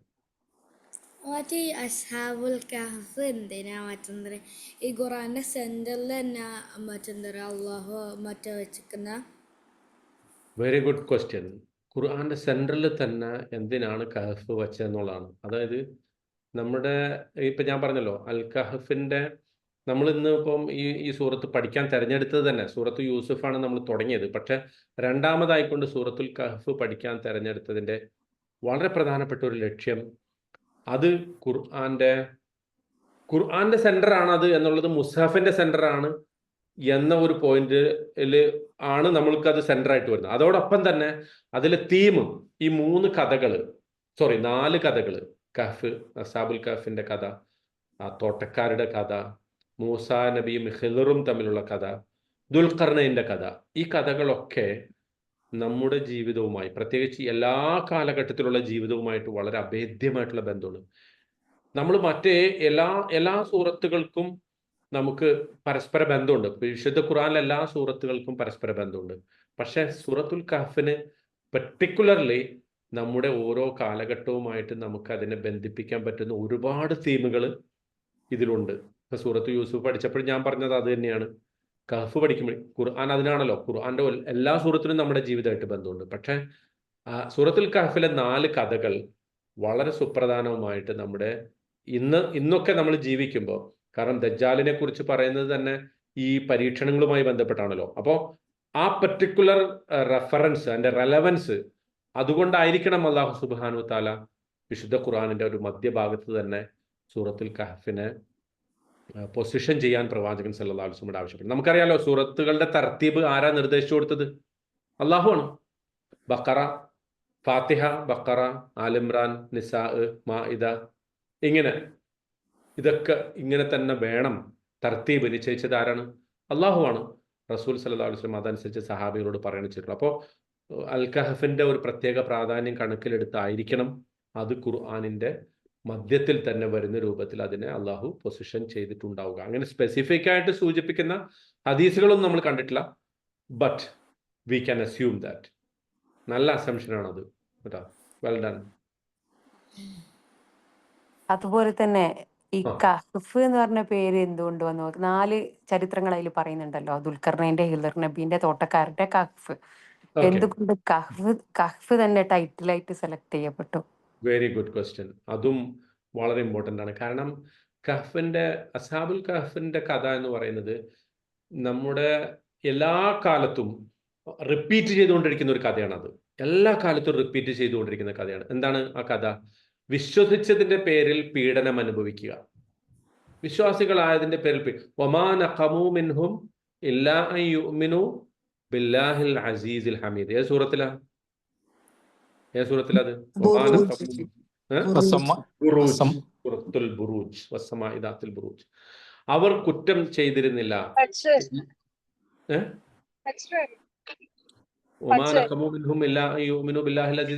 സൂറത്തുൽ ബുറൂജില് വസ്സമാഇ ദാത്തിൽ ബുറൂജ്, അതിലാണ് അത്. അതുപോലത്തെ വാചകങ്ങൾ നമുക്ക് എല്ലായിടത്തും കാണാൻ പറ്റും. ഇപ്പൊ നേരത്തെ നമ്മൾ ഓതിയ അം ഹസിബത്തും അൻ തദ്ഖുലുൽ ജന്ന വലമ്മാ യഅതികും മസലുൽ ലദീന ഖലൗ മിൻ ഖബ്ലികും മസ്സതും. അതായത് പറഞ്ഞതിന്റെ ചുരുക്കം ഈ ചോദ്യത്തിന്റെ ഉത്തരമായിട്ട് പറയാനുള്ളത്, അസ്ഹാബുൽ കഹഫിന്റെ അതിനു മുമ്പ്, അത് പറയുന്നതിന് മുമ്പ് ഞാൻ വേറൊരു കാര്യം പറയട്ടെ. ഒരു സൂറത്തിന്റെ പേരും ആ സൂറത്തിന്റെ തീമുമായിട്ട് പ്രത്യേകിച്ച് ഒരു ബന്ധമൊന്നുമില്ല കേട്ടോ. ഇപ്പൊ ബഖറ, സൂറത്തുൽ ബഖറ ഇത്രയും 286 ആയത്തുള്ള 2.5 ജുസ് ഉള്ള സൂറത്തിന് അല്ലാഹ് ഇട്ട പേരെന്താ? ബഖറ. ബഖറയെ കുറിച്ച് എത്ര പറയുന്നുണ്ട്? വളരെ കുറച്ചേ പറയുന്നുള്ളൂ. ബനൂ ഇസ്രായേൽകാരോടൊരു പശുവിനെ അറുക്കാൻ പറഞ്ഞു. അവര് അറുക്കാതിരിക്കാൻ പല ന്യായങ്ങൾ പറഞ്ഞു. അവസാനം അറുക്കേണ്ടി വന്നു. അതാണ് കഥ. പക്ഷെ പേരിട്ടതാണ്. അപ്പോൾ പേരും ആ സൂറത്തിന്റെ പേരും അതിന്റെ തീമുമായിട്ടൊന്നും സ്പെസിഫിക്കലി വലിയൊരു ബന്ധം അള്ളാഹു കൊടുത്തിട്ടില്ല. അതൊരു പേര്, അത്രേ ഉള്ളൂ. അതേസമയം ഈ അസ്ഹാബുൽ കഹ്ഫിന്റെ കഥയെ ഇത്ര ഹൈലൈറ്റ് ചെയ്യാനുള്ള ഒരു കാരണമായിട്ട് നമുക്ക് വായിച്ചെടുക്കാവുന്നത്, അതും ഹദീസുകളിലൊന്നും അങ്ങനെ വന്നിട്ടില്ല, നമുക്ക് വായിച്ചെടുക്കാവുന്ന ഒരു കാരണം, എല്ലാ കാലഘട്ടത്തിലും എല്ലാ തലമുറകളിലും റിപ്പീറ്റ് ചെയ്യപ്പെട്ടുകൊണ്ടിരിക്കുന്ന ഒരു സംഭവമാണ്, വിശ്വാസികളായതിൻ്റെ പേരിൽ മനുഷ്യർ പീഡനം അനുഭവിക്കും. ഇത് ഖുർആന്റെ തീമാണ്. കാരണം അള്ളാഹ് പറയുന്നത്, നിങ്ങൾക്ക് ഈ ഭൂമിയിൽ കുറഞ്ഞ ഒരു കാലഘട്ടത്തിലെ ജീവിതമുള്ളൂ. അള്ളാഹുവിന്റെ കണ്ണിൽ ഈ ഭൂമി എന്താ? ഈ ഭൂമിയിലെ ജീവിതം ഒരു കൊതുകിന്റെ ചിറകിന്റെ അത്ര പോലും വിലയില്ലാത്ത ഒരു ജീവിതമാണ് ഭൂമിയിലത്. അതിൽ നിങ്ങൾ കുറച്ച് പ്രയാസമൊക്കെ അനുഭവിച്ചാലും വിശ്വാസികളായതിന്റെ പേരിൽ നിങ്ങളത് സഹിച്ചാൽ നിങ്ങൾക്ക് നല്ലൊരു ജീവിതം തരും എന്ന സന്ദേശം ഈ അസ്ഹാബുൽ കഹ്ഫിന്റെ ജീവിതത്തിലുണ്ട്, മറ്റെല്ലാ വിശ്വാസികളുടെ തലമുറകളുടെ ജീവിതത്തിലും അള്ളാഹു പറഞ്ഞു തരുന്നുണ്ട്. So this story is being repeated and recurring in every generation, in every phase of human history. മനുഷ്യ ചരിത്രത്തിൽ പല ഘട്ടങ്ങളിലായി ആവർത്തിച്ചുകൊണ്ടിരിക്കുന്ന ഒരു കഥയാണ് വാസ്തവത്തിൽ അസ്ഹാബുൽ കഹ്ഫിന്റെ കഥ. അത് നമുക്ക് ആ റെലവൻസ് വളരെ പെട്ടെന്ന് മനസ്സിലാക്കാൻ പറ്റുന്ന പ്രാധാന്യം. ഉൾവശമുള്ള വീഡിയോ ഉണ്ട്, അത് ഇതിൽ അയക്കട്ടെ. എങ്ങനെയാ? അതിന്റെ ഉൾവശം കാണുന്ന ഒരു വീഡിയോ ഉണ്ട്, ഗുഹയുടെ. നിങ്ങൾ എനിക്ക് പേഴ്സണലായിട്ട് വെച്ചു, ഞാൻ ഗ്രൂപ്പിൽ ഇട്ടോളാം കേട്ടാ. നിങ്ങൾ എനിക്ക് പേഴ്സണലായിട്ട് അയച്ചോളൂ ഇൻഷാ അല്ലാഹ്. Okay, any question, any other questions? ഇല്ല. ഓക്കെ, നമുക്ക് അവസാനിപ്പിക്കാം. അല്ലാഹു സുബ്ഹാനഹു തആല നമ്മുടെ ഈ ഒത്തുചേരൽ സ്വാലിഹായ ഒരു അമലായി സ്വീകരിക്കുമാറാകട്ടെ. നമ്മിൽ നിന്ന് വന്നു പോകുന്ന വീഴ്ചകൾ അല്ലാഹു നമുക്ക് പുറത്തു മാപ്പാക്കി തരുമാറാകട്ടെ. വിശുദ്ധ ഖുർആൻ മനസ്സിലാക്കുകയും അത് ജീവിതത്തിൽ പകർത്തുകയും ചെയ്യുന്ന ആളുകളുടെ കൂട്ടത്തിൽ അല്ലാഹു നമ്മെ ഉൾപ്പെടുത്തി അനുഗ്രഹിക്കുമാറാകട്ടെ. അല്ലാഹുമ്മ ജഅൽ ജംഅനാ ഹാദാ ജമൻ മർഹൂമ വജഅൽ തഫറഖ മിൻ ബഅദിഹി തഫറഖൻ മഅസൂമ. അല്ലാഹുമ്മ ലാ തജ്അൽ ഫീനാ വലാ മഅനാ ശഖിയ്യൻ വലാ മഹ്റൂമ. اللهم اجعل القرآن العظيم ربيع قلوبنا ونور صدورنا وجلاء همنا وذهاب أحزاننا وهمومنا. اللهم علمنا منه ما جهلنا وذكرنا منه ما نسينا. اللهم آنس بالقرآن وحشتنا في القبور. اللهم اجعل القرآن شفيعا لنا يوم القيامة. اللهم اجعل القرآن دليلنا إلى جناتك جنات النعيم. يا الراحمين. سبحان ربك رب العزة عما يصفون، سلام على المرسلين والحمد لله رب العالمين. سبحانك اللهم وبحمدك، أشهد أن لا إله إلا الله، أستغفر الله وأتوب إليك. السلام عليكم ورحمة الله وبركاته. آمين. وعليكم السلام وبركاته.